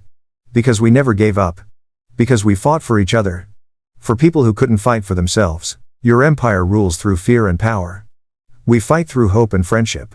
And in the end, hope always wins. Thrawn regarded Tommy for a long moment, and something like respect flickered in his eyes. Passionately said. Naive, but passionate. Very well. I have made my offer. You have refused. What happens next is a consequence of your choice. He gestured to his purge troopers, and they raised their weapons not to fire, but to escort. You will leave the museum now. Consider this your only warning. The next time we meet, it will be under less cordial circumstances. Jason and Tommy were marched to the museum entrance under the watchful eyes of every Imperial in the building. Their cover thoroughly blown. Their reconnaissance mission a complete failure. Outside, they found Zack and Trini already waiting. Looking equally frustrated. Let me guess, Zack said. Thrawn? Thrawn, Jason confirmed. He knew we were coming. Probably knew the moment we entered Capital City. Same, Trini said, anger simmering in her voice. We got 15 minutes into our romantic date before purge troopers surrounded us and politely suggested we leave. They're watching every entrance, tracking every visitor. That museum's locked down tighter than Rita's palace. Kimberly and Sabine emerged from a nearby alley. The Mandalorian's helmet under her arm. Both looking equally defeated. Surveillance everywhere. Sabine reported. Not just standard Imperial security specialized equipment, probably designed specifically to detect you. Thrawn's turned that museum into a trap. He wanted us to try this, Jason realized, pieces clicking into place. He predicted we'd attempt a symbolic victory, something to boost morale and prove we could strike Imperial targets. He let us come here just to show us that he's always 3 steps ahead. So what do we do? Kimberly asked. And the frustration in her voice mirrored what they all felt. Go back to the safe house? Admit defeat? Tommy was staring at the museum, his jaw set with determination. No. We changed tactics. Thrawn thinks he knows us? Fine. Let's show him he doesn't know everything. What are you thinking? Jason asked. Recognizing the look in his friend's eyes, the same look Tommy got when he was about to suggest something crazy that would somehow work. Thrawn's expecting us to retreat, regroup, come back with a different plan. That's what rational tactical opponents do. But we're not entirely rational, are we? We're teenagers who pilot dinosaur robots and fight space witches. We don't always follow the logical playbook. Sabine caught on first. You want to hit the museum tonight? Right now, while Thrawn thinks he's scared us off. They'll be watching for the Zords, watching for morphed rangers, watching for any energy signature that matches what they've seen before, Tommy continued, his mind working through the angles. They won't be watching for 6 powerless kids with nothing but attitude and whatever equipment we can scrounge. That's insane, Trini said. But she was smiling. We'd have to infiltrate an Imperial secured facility without our powers, bypass security systems designed specifically to detect us, steal artifacts while purge troopers patrol every corridor, and escape before Thrawn realizes what happened. I've done more insane things before breakfast back home, Zack said, his confidence returning. Remember when we had to sneak into Lord Zedd's palace to recover the Sword of Light? No powers? Just us and a lot of luck? We almost died. Kimberly pointed out. But we didn't, Zack countered. And we got the sword. Jason looked at his team tired, frustrated, low on power, stuck in a universe that was actively trying to kill them. But still standing. Still fighting. Still believing they could make a difference. Hera's going to hate this plan, Jason said. Hera doesn't have to know until after we've already done it, Sabine suggested with a mischievous grin. Plausible deniability. Very rebel of us. We'll need equipment, Trini said, already mentally cataloging requirements. Climbing gear. Security bypass tools.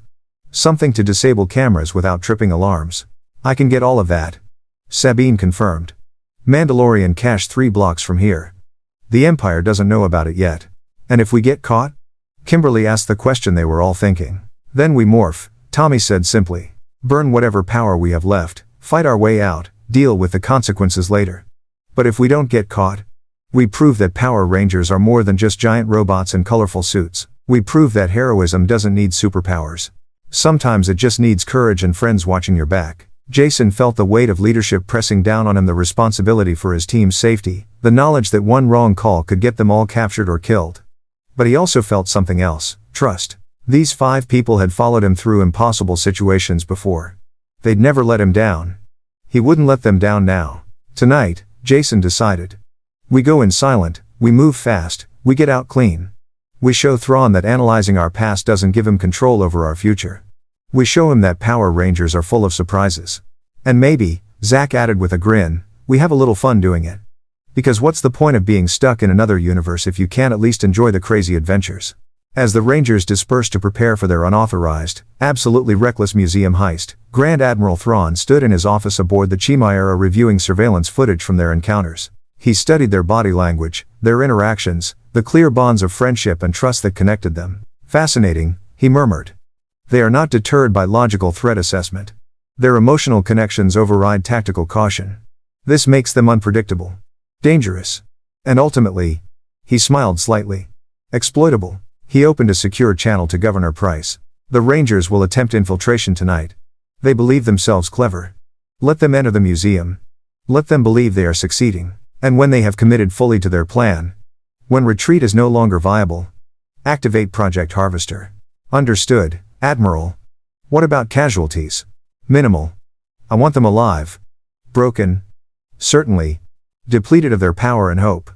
But alive. They are worth far more to us as examples than as martyrs. Thrawn closed the channel and returned to studying a Lothal artifact, an ancient stone carved with symbols representing unity, courage, and hope. Primitive concepts, he'd once thought, but the Rangers demonstrated that such concepts, when genuinely believed, could transcend universes. A pity, Thrawn said to the empty room. That belief alone is insufficient against preparation and overwhelming force. The sun set over Lothal, painting the sky in colors that reminded the Rangers achingly of home. Somewhere in another universe, their families were probably worried sick, Bulk and Skull were probably getting into trouble, and life was continuing without them. But here, now, they had a mission. And Power Rangers never backed down from a mission. No matter how impossible it seemed. Tonight, they would prove that heroism transcended power levels, universe barriers, and even Grand Admiral Thrawn's brilliant tactical mind. Tonight, they would rob the Empire blind and show Lothal's people that resistance was still possible. Tonight, 6 teenagers would either become legends or prisoners. Either way, it would be one hell of a story. The museum at midnight was a different creature than the tourist destination from earlier. Imperial searchlights swept the perimeter every 30 seconds, their patterns overlapping to eliminate blind spots. Purge troopers patrolled in pairs, their footsteps synchronized with military precision. Security cameras tracked every angle, their feeds monitored by a command center Sabine had identified in the building's eastern wing. And 6 teenagers in dark clothing clung to the museum's exterior wall 40 feet above the ground, their fingers finding purchase in decorative stonework never meant to be climbed. This is officially the stupidest thing we've ever done, Kimberly whispered, her arms burning from the climb. And we once fought a giant plant monster while allergic to its pollen. Focus on the stupid later, Zack replied, reaching the roofline and pulling himself over. Survive the stupid now. One by one, the Rangers made it to the roof, their hearts pounding but their breathing controlled. Sabine had drilled them on Mandalorian infiltration techniques for the past 4 hours. Move with purpose, trust your equipment, never hesitate mid-motion. The galaxy's best bounty hunters didn't survive by being lucky. They survived by being professional. Tommy activated the security bypass device. Sabine had provided a cylinder of Mandalorian tech that looked like it belonged in a science fiction movie, which was ironic considering where they were. The device interfaced with the museum's roof access hatch, cycling through security protocols faster than any Imperial slicer could track. 30 seconds, Tommy reported, watching the device's display tick down. Sabine said, once we're in, we've got 8 minutes before the system realizes the intrusion wasn't authorized. After that, silent alarms trigger and we're racing against response time. 8 minutes to infiltrate an Imperial museum, steal priceless artifacts, and escape without being detected, Trini summarized. No pressure. The hatch clicked open with a sound like a safe unlocking. Clock's running, Jason said, dropping through the opening into darkness below. His feet hit carpet, his knees absorbing impact with practiced ease. The others followed, their landings nearly silent despite the 10-foot drop. They stood in a maintenance corridor, exactly where Sabine's blueprints had indicated. Emergency lighting cast everything in red shadow, making the hallway look like something from a horror movie. In the distance, they could hear the mechanical footsteps of patrol droids. Thrawn's private collection is 2 floors down. Western Gallery. Jason whispered, pulling out a datapad with their route highlighted. Zach? Trini? You're on security. Keep the patrol patterns disrupted without triggering alerts. Kim, Tommy, artifact acquisition, grab anything that looks culturally significant, prioritize pieces from species the Empire subjugated. We're returning what was stolen. What about you? Tommy asked. I'm bait. If things go wrong, I'll draw attention while you all extract. Someone has to be ready to make the hard call. Not happening, Kimberly said immediately. We're not splitting up, and nobody's playing sacrificial leader. We do this together or not at all. Jason started to argue. But the look in his team's eyes stopped him. They'd followed his orders through 100 battles, but this wasn't about following orders. This was about trust, about the bonds they'd forged fighting side by side. They wouldn't abandon him any more than he'd abandoned them. Together, Jason agreed. Always. They moved through the museum like ghosts, their footsteps silent on Imperial carpeting, their breathing synchronized after years of team combat. Zach bypassed security panels with tools that would have made Billy proud, creating false loop patterns that showed empty corridors to monitoring stations. Trini calculated patrol droid timing with mathematical precision, ensuring they stayed in the gaps between mechanical observations. The western gallery opened before them 2 stories tall, lined with artifacts that represented dozens of cultures, Mandalorian Beskar sculptures, Twi'lek historical tapestries, Lasat ceremonial weapons, Geonosian sonic resonators. Each piece was a fragment of civilizations the Empire had conquered, collected by Thrawn like trophies from his victories. This is sick, Tommy said quietly, staring at a Mandalorian Death Watch helmet displayed like a museum curiosity. He's treating entire cultures like art exhibits. Like they're things to be studied instead of people to be respected. Which is why we're taking it all back, Kimberly replied, already working on the display case's magnetic locks. The Mandalorian tools Sabine provided were specifically designed to defeat Imperial security, one small advantage of having allies who'd spent years fighting the occupation. They worked quickly, efficiently, filling the bags they'd brought with artifacts small enough to carry but significant enough to matter. Every piece they took was a message. The Empire doesn't own these cultures. The people do. Jason was securing a Lasat totem sacred to Zeb's nearly extinct species when his instincts screamed warning. Something was wrong. The air felt different, charged with an energy that made his hair stand on end. Guys, he said quietly, freezing mid-motion.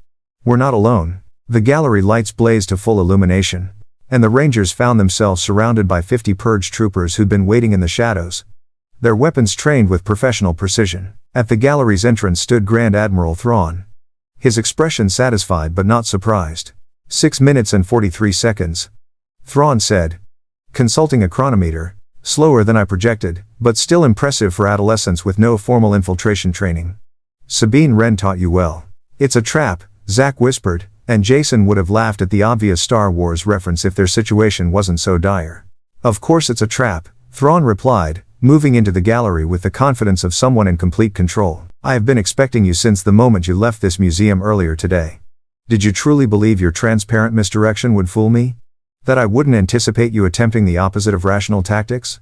Tommy stepped forward, placing himself between Thrawn and his team. You predicted we'd be unpredictable? That's a contradiction. Not at all. Your unpredictability follows patterns. You value symbolic victories over strategic ones. You prioritize emotional satisfaction over tactical advantage. You are, fundamentally, adolescents playing at warfare. Your youth gives you courage but denies you wisdom. And yet we're the ones who stole half your collection before you revealed yourself. Kimberly pointed out, gesturing to their bags full of artifacts. Seems like wisdom's overrated. Thrawn smiled slightly. You have stolen nothing. You have merely moved Imperial property from one location to another within a secured facility. Property that you will now return, after which you will surrender your morphing devices for study. Not happening, Jason said flatly. You want our morphers? Come take them. If you insist.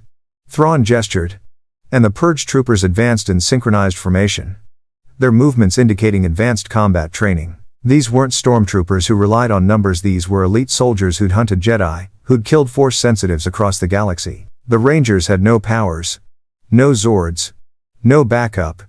They had martial arts training, Sabine's borrowed equipment, and each other. It would have to be enough. Rangers, Jason's voice was calm despite their impossible situation. Remember what Zordon always said, power resides not in our morphers, but in our hearts. Let's show the Empire what that means. The purge troopers fired stun bolts, and the Rangers moved. Tommy deflected the first energy blast with a Mandalorian riot shield, the impact sending feedback up his arm but holding. He'd spent hours training with Zedd, learning to fight like Lasat warriors who'd survived against impossible odds. His body moved with precision born of muscle memory, each motion flowing into the next. Zack and Trini fought back to back, their styles complementing perfectly. Zack's hip-hop Keto creating unpredictable angles while Trini's praying mantis kung fu punished any trooper who overcommitted. They'd sparred together for years, knew each other's movements like they knew their own. Kimberly used her gymnastics background to turn the gallery into a three-dimensional battlefield, vaulting over display cases and swinging from decorative fixtures. Her precision with thrown objects honed by archery training meant every artifact she grabbed became a projectile that found its mark in trooper helmet gaps. Jason led from the front, his karate training evident in every strike. He'd learned to fight from his brother David, learned leadership from Zordon, learned courage from watching his team never give up. Every purge trooper who got close learned that the Red Ranger was dangerous with or without powers. But there were 50 troopers and 6 teenagers. Math was not on their side. A stun bolt caught Zack in the shoulder, sending him crashing into a display case. Trini screamed his name, breaking formation to cover him and took 2 bolts to the chest. They collapsed together, their bodies twitching from neural overload. No. Kimberly vaulted toward them. But a purge trooper caught her mid-flight with a perfectly timed shot. She hit the floor hard, unconscious before impact. Tommy fought like a demon, his borrowed shield absorbing punishment until the metal glowed orange from sustained fire. But even he couldn't hold forever. A trooper flanked him, and electricity arced through his body. He went down fighting, taking 3 troopers with him. Jason and Trini, the last ones standing pressed back to back in the gallery's center, surrounded by advancing troopers. Jason's breath came in ragged gasps, his muscles burning from sustained combat. Beside him, Trini's movements were slowing, exhaustion claiming the precision that made her fighting style deadly. Jason, she said quietly, we're not getting out of this unmorphed. I know. He felt the power coin in his hidden pouch. Felt the connection to the morphing grid straining across dimensional barriers. They had maybe 12% power left. If they morphed now, fought their way out, they'd burn through their reserves completely. No power for emergencies. No safety net, nothing. But their team was down. Their friends were captured. And Power Rangers didn't abandon each other. It's morphin' time, Jason said, reaching for his morpher. No. A voice echoed through the gallery with force-enhanced projection. And Ezra Bridger burst through a service entrance. His lightsaber ignited and blazing blue. Behind him came Kanan Jarrus, his own saber drawn. And Billy, wearing a device on his chest that pulsed with combined morphing grid and force energy. The Jedi moved like dancers, their lightsabers deflecting stun bolts back at the purge troopers. But it was Billy who changed everything. The device on his chest, a hybrid technology combining morphing grid resonators with force-focusing crystals activated with a sound like reality bending. Energy rippled outward from Billy in waves. And suddenly the museum's atmosphere shifted. The oppressive Imperial presence lightened, replaced by something that felt like hope given physical form. Morphing Grid Force Synchronization Matrix, Mark 1, Billy announced, his voice carrying scientific triumph mixed with exhausted relief. I figured it out. The grid and the force aren't opposites, they're harmonics. Different frequencies of the same universal truth. And when properly synchronized, power flooded back into the Rangers' morphers. Not slowly, not gradually, but instantaneously, like a dam breaking, like coming home after years away. Jason felt his power coin surge from 12% to 73% in seconds. The morphing grid connection stabilizing for the first time since they'd arrived in this galaxy. Rangers. Billy called out. Your powers are synchronized. Morphing will work at full efficiency now. Thrawn's expression changed for the first time since they'd met him, calculation replaced by genuine surprise. Impossible. You harmonized 2 incompatible universal energy fields in less than 3 days. The mathematical complexity alone should have taken months. I had good teachers, Billy said, nodding to Ezra and Kanan. And I learned something important. The Force is alive. It wants to connect. When I stopped trying to analyze it and started trying to understand it, everything changed. The Force and the morphing grid aren't fighting anymore. They're working together. Jason didn't waste the opportunity Billy had bought them. Rangers. It's morphin' time. 6 voices rang out in the Imperial Museum, 6 power coins blazed with light that made purge troopers shield their eyes, and 6 teenagers transformed into heroes this galaxy had never imagined. Tyrannosaurus. Mastodon. Triceratops. Saber-toothed tiger. Pterodactyl. Dragonzord. But something was different this time. The morphing grid energy didn't clash with the force, it wove through it. creating patterns of power that Ezra could see through Force-enhanced perception. The Rangers weren't voids anymore. They were beacons. Brilliant points of light that the Force recognized and amplified. The Purge troopers opened fire with everything they had, but morphed Rangers were a different opponent entirely. Jacen moved at enhanced speed, disarming troopers with precision strikes. Zack and Trini recovered from stun bolts by Morphing's healing properties, fought with renewed vigor. Tommy's dragon shield deflected energy blasts that would have vaporized unmorphed humans. Kimberly's power bow materialized in her hands, firing energy arrows that disabled weapons without harming wielders. And through it all, the Force flowed around them, guiding Jedi and Rangers alike into perfect synchronization. Fascinating, Thrawn said, and Jacen realized the Admiral was still watching, still analyzing, even as his trap collapsed. You have achieved something I deemed impossible. My compliments, Mr. Cranston. You have proven that innovation can occasionally triumph over experience. Thanks. Billy replied, his device still humming with combined energies. Now if you'll excuse us. We're leaving. With the artifacts. All of them. I think not. Thrawn pulled a remote from his uniform, pressed a button, and the gallery floor began to glow with circuitry patterns the Rangers had never seen before. Project Harvester activated. Energy tendrils, not blaster fire, not physical force, but something else entirely erupted from hidden emitters throughout the gallery. They latched onto the Rangers like living things, and Jacen felt his power being drained with horrifying speed. Absorber technology, Thrawn explained calmly, designed specifically to counter unknown energy signatures. You synchronize your powers with the Force? Excellent. That simply means my equipment can target both simultaneously. Billy's eyes widened in horror as his hybrid device sparked and failed. No, the harmonics, he's using our synchronization against us. The Rangers fought against the energy drain, but it was like trying to fight quicksand. The more they struggled, the faster their powers depleted. 73% became 60, became 45, became 28. Jacen. Kimberly's voice was weak. I can't. Hold morph. Nobody demorph. Jacen commanded, though he felt his own transformation wavering. We go down fighting. Or. Ezra shouted, his lightsaber cutting through one of the energy emitters. We trust each other and do something crazy. Kanan caught on immediately. Ezra, no. You're not ready for that technique. I'm ready enough. Ezra reached out through the Force, and instead of fighting against the Ranger's presence, he embraced it. Connected with it. Let the Force show him what the Morphing Grid truly was, not foreign energy, but another expression of the same life force that flowed through all things. And in that moment of perfect understanding, Ezra did something no Jedi had done in 10,000 years. He channeled both the Force and the Morphing Grid simultaneously. Blue lightning erupted from Ezra's hands, not Force lightning, which was a dark side technique, but something else, something new. Pure energy that resonated with both universal fields, creating a feedback loop that overloaded Thrawn's absorber technology. The Project Harvester emitters exploded in cascading failure. Sparks raining across the gallery as millions of credits worth of experimental technology reduced itself to scrap. Impossible. Thrawn's composure finally cracked, genuine shock crossing his features. The Jedi Order studied the Force for millennia and never achieved cross-dimensional energy manipulation. Maybe they never had the right teachers. Ezra said, grinning despite his exhaustion. His nose was bleeding again. His hands shaking, but his eyes blazed with triumph. Or maybe they never met Power Rangers. The Rangers felt their power stabilize, the drain ceasing as Harvester technology failed. They were down to 18%, not ideal, but enough to fight. Time to go. Kanan shouted, using the Force to levitate all the stolen artifacts simultaneously. Rangers. Zords now would be good. Outside. 6 Zords roared to life, having been remotely activated by Billy's synchronized morphers. Their forms burst through the museum's walls, carefully calculated entry points that would minimize civilian casualties while maximizing shock value, and suddenly Grand Admiral Thrawn's carefully controlled situation became absolute chaos. The Tyrannosaurus Dinozord's tail swept through the gallery, and Jacen leaped aboard mid-swing. His teammates did the same, each Ranger finding their Zord with practiced ease. Kanan and Ezra used the Force to leap impossible distances, landing on the Dragon Zord's shoulders with Billy. Thrawn. Jacen called out from his Zord's cockpit, looking down at the Admiral standing in the ruins of his trap. You said you wanted to study us.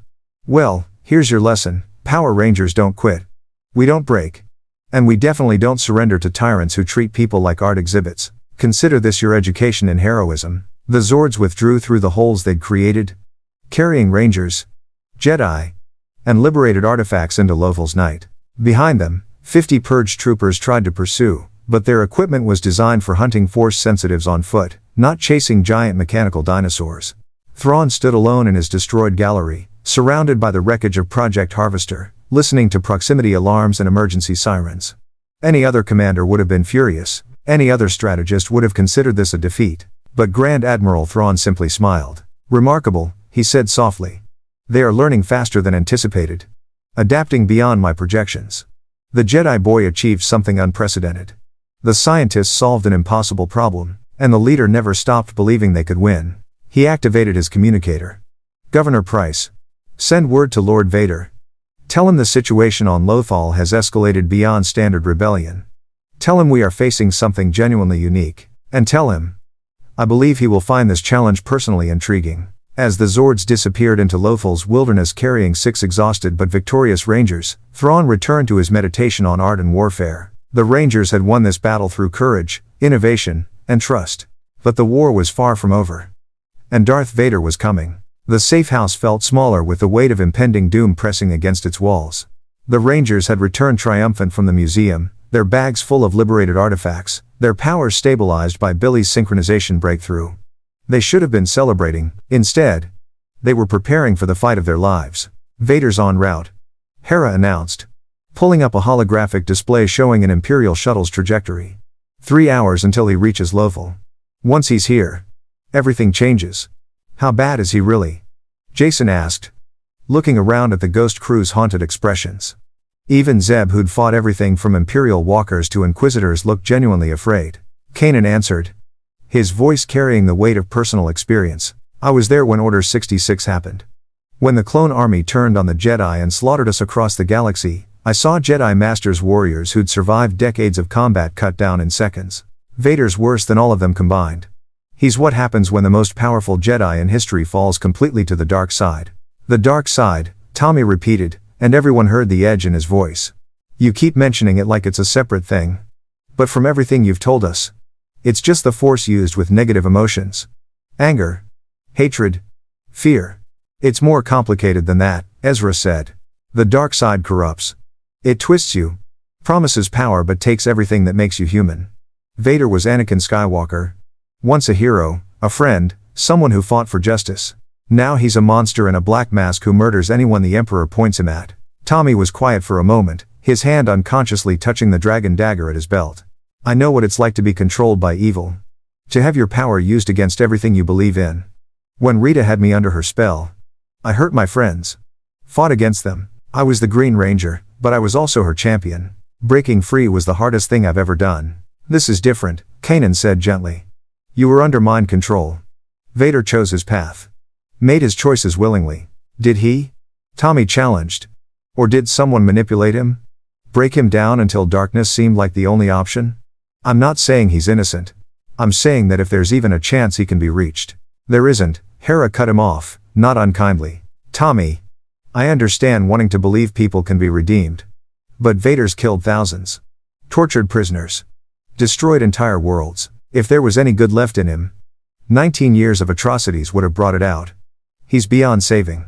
Billy had been working on his synchronization device throughout the conversation, making adjustments based on data from the museum fight. "Regardless of Vader's potential for redemption, we need to understand what we're facing tactically. Kanan, Ezra, what are his specific capabilities?" "Enhanced strength, speed, and reflexes from the Force," Kanan listed. "Telekinesis powerful enough to crush metal or throw people across rooms. Force choke, he can kill you from across a battlefield without touching you. Precognition that lets him predict attacks before they happen. A lightsaber technique called Form V that turns defense into overwhelming offense. And armor that's specifically designed to be intimidating and protected against most weapons. Plus he's got an entire Star Destroyer's worth of troops," Sabine added, pulling up tactical displays. "When Vader comes for you, he doesn't come alone.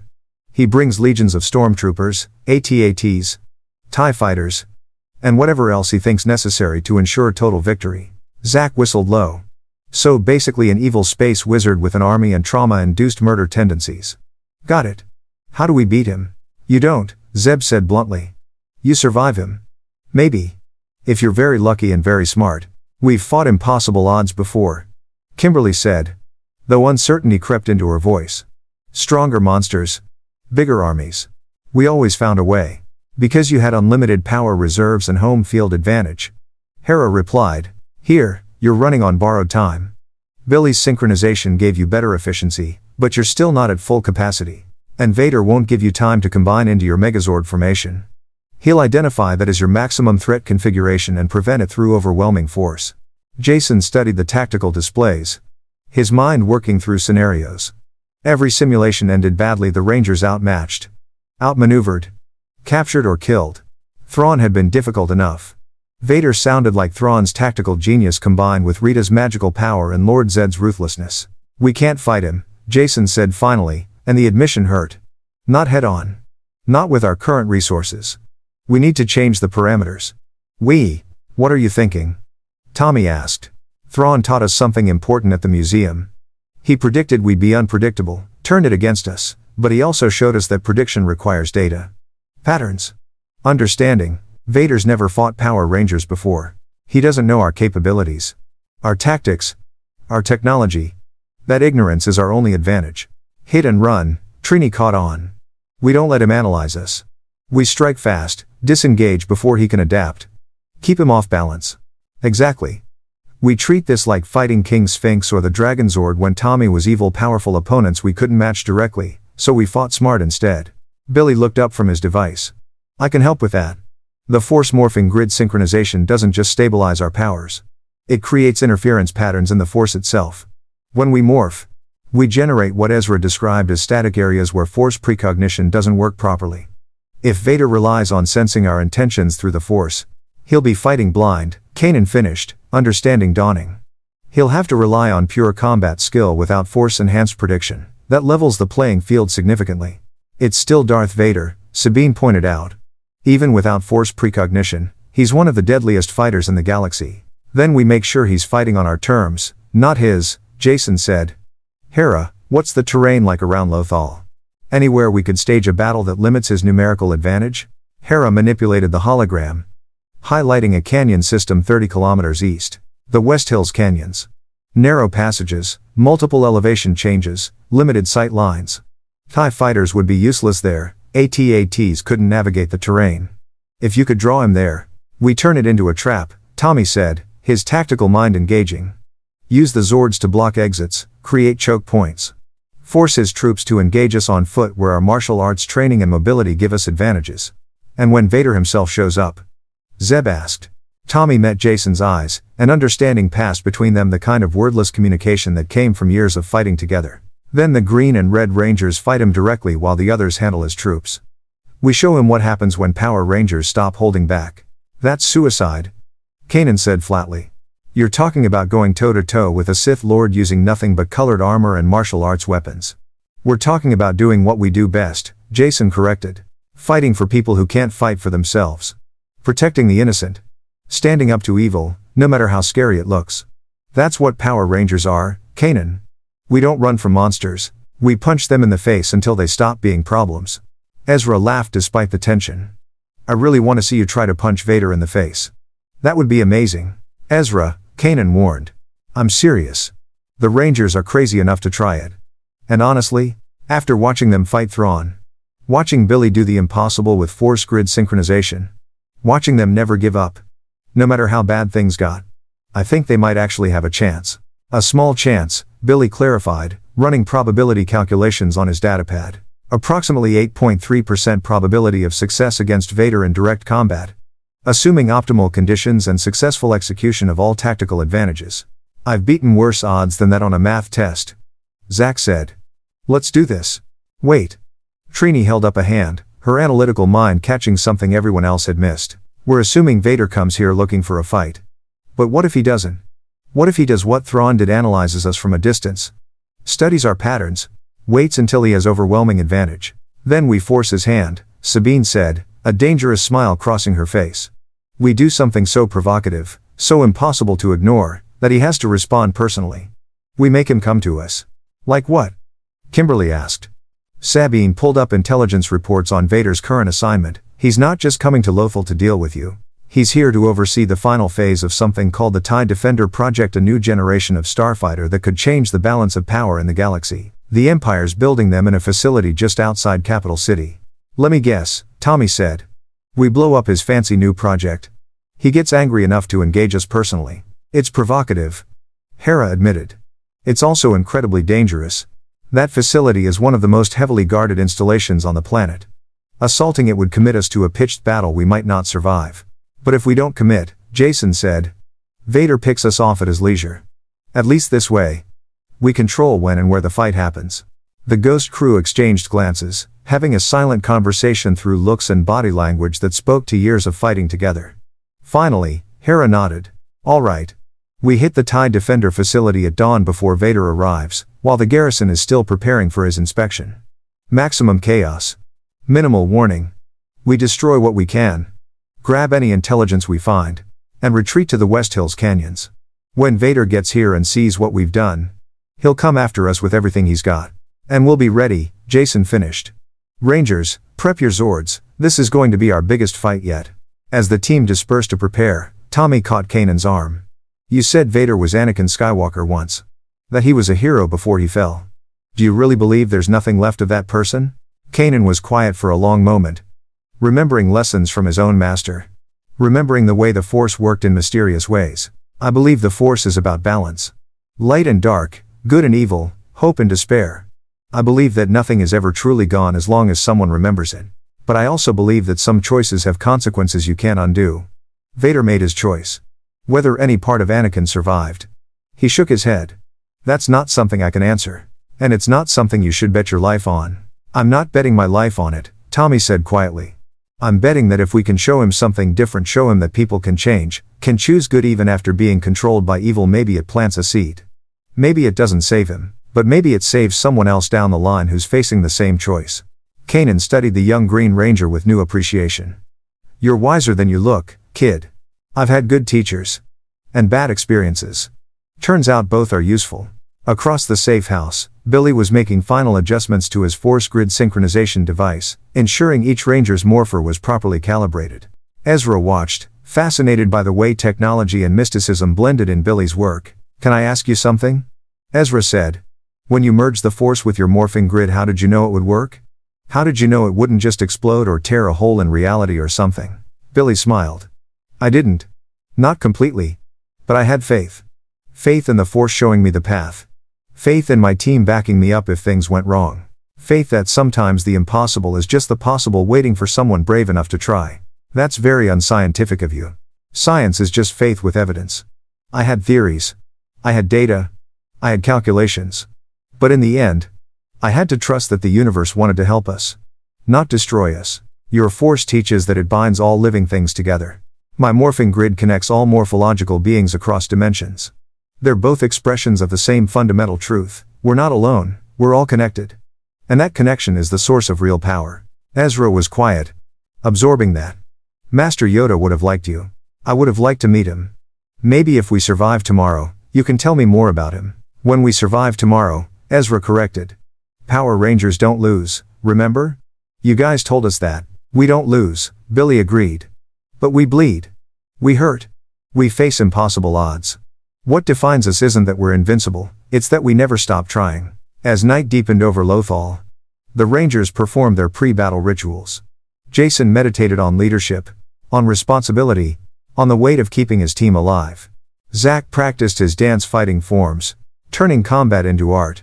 Trini ran through Mantis Kung Fu katas, finding peace in precise movement. Kimberly maintained her power bow, checking every component with perfectionist care. Tommy polished the dragon dagger, remembering both the darkness he'd fought for and the light he'd chosen. And somewhere in hyperspace, growing closer with every passing minute, a Lambda-class shuttle carried the most feared warrior in the galaxy toward Lothal. Darth Vader sat in meditation.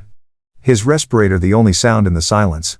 Reaching out through the Force to sense what awaited him. He felt nothing where the Rangers should be. Just voids. Empty spaces. Impossibilities. And for the first time in years, Darth Vader felt something he'd almost forgotten. Curiosity. These warriors who created blind spots in the Force, who fought with power that didn't bow to the Emperor, who represented everything he'd once believed in and destroyed, they were worth his personal attention. He would crush them. Break them. Prove that hope was meaningless against the Empire's might. But first, he would understand them. Study them. Learn what made them fight so hard for a galaxy that wasn't even their own. And perhaps, In some deep buried corner of his consciousness that had once been Anakin Skywalker, something stirred. Not redemption. Not hope. But recognition. The recognition that these colorful warriors reminded him of someone he used to be. Someone who'd fought for justice. Who'd believed that one person could make a difference. Who'd thought that love and friendship were worth any sacrifice. Someone who'd been wrong about everything. Vader's meditation continued. His mechanical breathing counting down the minutes until he would teach the Power Rangers their final lesson, that in this galaxy, hope died when it faced the dark side of the Force. Dawn was coming. And with it, the Battle of Lothal would begin. Dawn broke over the TIE Defender facility like a warning blood-red sun painting the sky in colors that promised violence. The Imperial installation sprawled across 10 square kilometers, its assembly lines working around the clock to produce the Empire's next generation of starfighters, hundreds of workers, thousands of stormtroopers. Enough defensive weaponry to repel a full rebel assault. The Rangers attacked anyway. The Tyrannosaurus Dinozord's roar echoed across the facility as it crashed through the outer wall, its massive form scattering stormtroopers like toys. Behind it came the other Zords: Mastodon, Triceratops, Saber-toothed Tiger, Pterodactyl, Dragonzord. 6 impossible machines bringing chaos to Imperial order. Remember the mission. Jason called out over team comms. Destroy manufacturing capability, not people. We're here to send a message. Not commit war crimes. The Dinozord's tail swept through assembly lines, crushing machinery while workers fled to emergency shelters. Zack's Mastodon unleashed freezing blasts that disabled power generators without harming their operators. Billy's Triceratops charged through defensive positions, its horns gouging trenches but giving soldiers time to evacuate. This was surgical destruction, calculated, precise, devastating to infrastructure but sparing lives wherever possible. It was the Power Ranger way. Even when fighting in someone else's war. Kimberly. Status on TIE production hangars? Jason asked. The pterodactyl Zord strafed overhead, its sensors painting thermal signatures. 3 primary hangars, each holding 50% completed TIE defenders. Targeting now. Her wing-mounted cannons fired with gymnast's precision. Each blast finding weak points in hangar structures. The buildings collapsed inward, crushing the incomplete starfighters while automated systems evacuated personnel to safety zones. Tommy's Dragonzord stood like a sentinel at the facility's northern approach. Its missile batteries discouraging Imperial reinforcements from Capital City. We've got AT-ATs inbound. ETA 3 minutes. And Jason, there's something else. Imperial shuttle. High priority transponder codes. It's landing at the command center. Every Ranger felt the temperature drop despite their climate-controlled cockpits. They all knew what that meant. Vader's here early, Trini said. Her voice tight. We're not ready. The canyon trap isn't set. We're in the middle of their facility. Then we adapt, Jason cut her off, forcing confidence into his voice even as his mind raced. Rangers. Execute fallback to West Hills Canyons as planned. I'll handle Vader. Alone? Jason, no. Kimberly's protest came simultaneously with 4 others. Someone has to buy time for the team to reach the trap site. I'm the leader. It's my job. Wrong.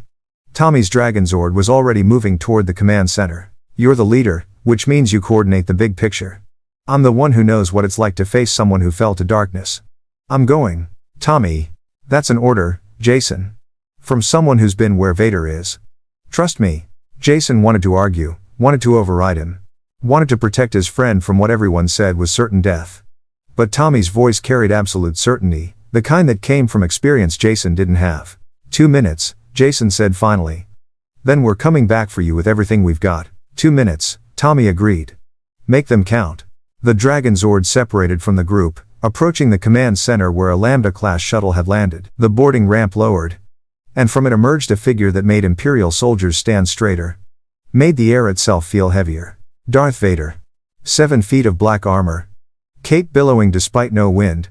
Mechanical breathing that sounded like death counting down. His mask turned toward the Dragonzord. And even through meters of reinforced hull. Tommy felt the weight of that gaze. Tommy demorphed, exiting his Zord to stand on its shoulder platform. If he was going to face Vader, he'd do it as himself, not hidden in a cockpit. Lord Vader, Tommy called out, his voice carrying across the destroyed facility. The TIE Defender project is finished. Your Empire's weapon is scrap metal. If you want to stop us, you'll have to go through me first. Vader regarded the teenager in green armor, analyzing threat assessment. The boy created a void in the Force, no emotional resonance, no fear signature, nothing that Vader's precognition could grasp. Fighting him would be like fighting blind. Interesting. You are the one called Green Ranger. Vader's voice was mechanical, emotionless, absolute. Imperial intelligence indicates you were once controlled by evil. That you fought against your allies before joining them. Tommy's jaw tightened. Someone did their homework. Yeah. I was Rita Repulsa's champion before I broke free. I know what it's like to serve darkness. I also know what it's like to choose something better. Then you are a fool. Vader descended the shuttle ramp, his lightsaber hilt already in his hand. Redemption is an illusion. Power is truth. You cannot escape what you have done, only embrace it. You're wrong. Tommy activated his power morpher. Green energy wrapping around him like armor made of light. I escaped Rita's control through friendship. Through people who didn't give up on me. Through choosing good even when darkness felt easier. You could do the same. Vader ignited his lightsaber. The crimson blade crackling with dark side energy. I am not interested in your adolescent philosophy. You have destroyed Imperial property. Challenge the Emperor's authority. There is only one response to such defiance. The Sith Lord moved with impossible speed, not running, but using the Force to propel himself forward faster than human reaction time. His lightsaber came down in a strike that would have bisected Tommy. Would have. If Tommy had been a normal opponent. But Power Rangers fought monsters that moved faster than sound. Tommy's dragon dagger met the lightsaber in a clash of energies that shouldn't have been possible. Morphing Grid versus Kyber Crystal, dimensional power versus the Force. Both blades held, neither giving ground. Impressive, Vader said, and genuine surprise colored his mechanical voice. Your weapon channels energy comparable to a lightsaber. Unrefined. But effective. We're full of surprises. Tommy replied. Disengaging and flowing into a Wing Chun combination he'd practiced 10,000 times. Fast strikes, overwhelming offense, giving Vader no time to leverage Force powers. But Vader was Anakin Skywalker. The Chosen One. Trained by Obi-Wan Kenobi and battle-hardened through years of Clone Wars combat, he parried each strike with Form V precision. His lightsaber moving in defensive patterns that created counterattack opportunities. Tommy felt the Force pressing against his Morphing Grid static field. Vader trying to read him, predict him, find weaknesses. But Billy's synchronization held. The Force couldn't penetrate the dimensional barrier around a morphed ranger. They fought across the landing pad. Two warriors who shouldn't exist in the same universe. Trading blows that shook the air. Stormtroopers watched in awe, never having seen their lord struggle against any opponent. You fight well, Vader acknowledged, his lightsaber locked against Tommy's dagger. But skill alone is insufficient. The Force gives me power beyond your comprehension. Vader released a Force push that should have sent Tommy flying. Instead, the Morphing Grid absorbed the kinetic energy, redistributing it through Tommy's armor. He staggered but held his ground. Your Force tricks don't work on us. Tommy said, breathing hard. The fight was costing him power reserves 28% remaining, but he was proving something important. We're not part of your galaxy's rules. And that makes us dangerous to you. No. Vader's voice carried certainty. It makes you vulnerable. You rely on technology, on external power sources. I am the Force. It flows through me, sustains me, makes me eternal. Your power will fail. Mine will not. As if to prove his point, Vader began a sustained assault, not the calculated strikes from before, but overwhelming aggression. His lightsaber became a blur of crimson death. Each strike forcing Tommy backward. Each parry costing energy from the dragon dagger. 20% power. 15%. 10%. Tommy's HUD was a cascade of warnings. His armor's integrity was holding, but the dragon dagger was failing under sustained lightsaber contact. Morphing Grid energy and Kyber crystal energy were never meant to clash repeatedly. Physics was catching up to dimensional barriers. Your power fails. Vader observed. As all things fail before the dark side, Tommy was losing. He knew it. Vader knew it. But Tommy had achieved his objective. 2 minutes had become 5, had become 10. The other Rangers were at the canyon now, setting their trap, preparing their final stand. He just had to survive long enough to join them. Maybe my power's failing. Tommy gasped. His dagger barely deflecting another strike. But I learned something fighting you. Vader. Something important. What? Vader pressed his attack. Sensing victory. You're holding back. Tommy met the Sith Lord's masked gaze. You could have used the Force to crush my Zord with me inside. Could have brought down the entire command center on my head. Could have done a dozen things to kill me instantly. But you didn't. You're fighting me hand to hand. Testing my skills. Almost like you're curious. Like some part of you wants to understand what we are before you destroy us. Vader froze. His lightsaber hovering centimeters from Tommy's helmet. You know nothing of what I want. I know you were a hero once. Anakin Skywalker. Jedi Knight. Someone who fought for people who couldn't fight for themselves. Someone who sounds a lot like a Power Ranger. Anakin Skywalker is dead, Vader said. But something in his voice wavered. I destroyed him. Did you? Or is he still in there, wondering if there's another way? Wondering if the Emperor lied about everything? Tommy deactivated his dagger. Standing defenseless before the most feared warrior in the galaxy. I'm not asking you to change.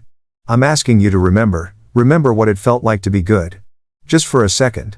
That's all. Vader's lightsaber remained raised, poised to strike down this insolent child who dared speak Anakin's name, who dared suggest that anything of that weak, foolish boy remained in the perfected weapon Vader had become. He should kill him. End this conversation. Prove that sentiment was weakness. But Vader didn't strike. Because buried deep beneath armor, cybernetics, and 19 years of dark side corruption, something did remember. Remembered being a boy who wanted to free slaves. Remembered being a Padawan who believed in justice. Remembered being a friend who valued loyalty above all else. Remembered being someone who would have respected these colorful warriors and their impossible idealism. Go, Vader said finally, his lightsaber still raised but not falling. Tell your Red Ranger that I will face him in your canyon. Tell him that I will bring the full might of the Empire. Tell him that his hope will die there, crushed beneath power he cannot comprehend. Tommy nodded slowly, backing toward his Zord. I'll tell him. But Vader? We don't give up, ever. Even when we're facing impossible odds, even when everyone says we can't win, we keep fighting. Because that's what heroes do. And I think part of you remembers that. Tommy morphed into the Dragon Zord and retreated, leaving Vader standing alone on the landing pad. His lightsaber slowly lowering as he processed an encounter that had shaken something he thought was long buried. Lord Vader, an Imperial officer approached cautiously. Shall we pursue? No. Vader deactivated his lightsaber. Ready the 7th Fleet. Mobilize all available ground forces. Prepare orbital bombardment solutions for the West Hills canyons. Sir. Bombardment of our own territory. The Emperor wants these Rangers neutralized. I will give him their corpses, their machines, and proof that hope is nothing against the dark side's power.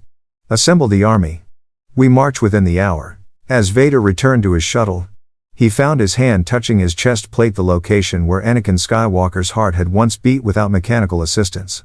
The gesture was unconscious, reflexive, and disturbing. In the West Hills canyons, the Rangers had assembled their final defensive position. The Megazord stood ready, the Dragon Zord flanked it, and the Ghost crew had established firing positions on the canyon walls. Billy's synchronization device was running at maximum output, stabilizing everyone's power and creating a force static field that would make the entire battlefield difficult for Vader to manipulate. Tommy's coming in hot, Hera reported from her sensors. And he's got company. Multiple Imperial walkers, troop transports, TIE squadrons. Jason, this is everything they've got. Every unit on Lothal is converging on your position. Good, Jason said, though his heart hammered in his chest. Then we end this here. One way or another. We show the Empire that Power Rangers don't back down. Tommy's Dragon Zord entered the canyon, taking position beside the Megazord. Over the private comm channel, Tommy spoke directly to Jason. I bought us time. But Jason, I think I got through to him. To Vader. Just a little. He could have killed me but didn't. That has to mean something. It means he's toying with us, Jason replied. Or it means you're right and there's something still human in that armor. Either way, we're out of time for philosophy. Vader's bringing an army. We're making our stand. The Rangers stood together in their Zords, 6 teenagers from another universe who'd somehow ended up fighting the Empire's darkest weapon. Their power reserves were at 43%, enough for one good fight, not enough for a prolonged war. Their way home was still a mystery. Their survival was far from guaranteed. But they were Power Rangers. And Power Rangers never surrendered. On the canyon rim, Darth Vader emerged from his troop transport, surveying the battlefield with tactical precision. Behind him stretched the Empire's might: AT-ATs, stormtrooper legions, artillery platforms, air support. This is your final chance, Vader's voice boomed through loudspeakers, carrying across the canyon. Surrender now, and I will make your deaths quick. Resist, and I will teach you that the dark side of the Force is absolute. Jason activated external speakers from the Megazord. We're the Power Rangers. We've fought space witches, machine empires, and monsters that would give you nightmares. We don't surrender to tyrants, we don't bow to evil, and we definitely don't quit just because the odds are impossible. You want us, Vader? Come and get us. Vader raised his hand. and the Imperial army began its descent into the canyon. The final battle for Lothal had begun. And across the galaxy, in the darkest corners where hope seemed impossible, rebels and civilians alike would hear the story of 6 teenagers who stood against Darth Vader himself and refused to break. The Power Rangers had come to the Star Wars universe by accident, but they would leave one way or another as legends.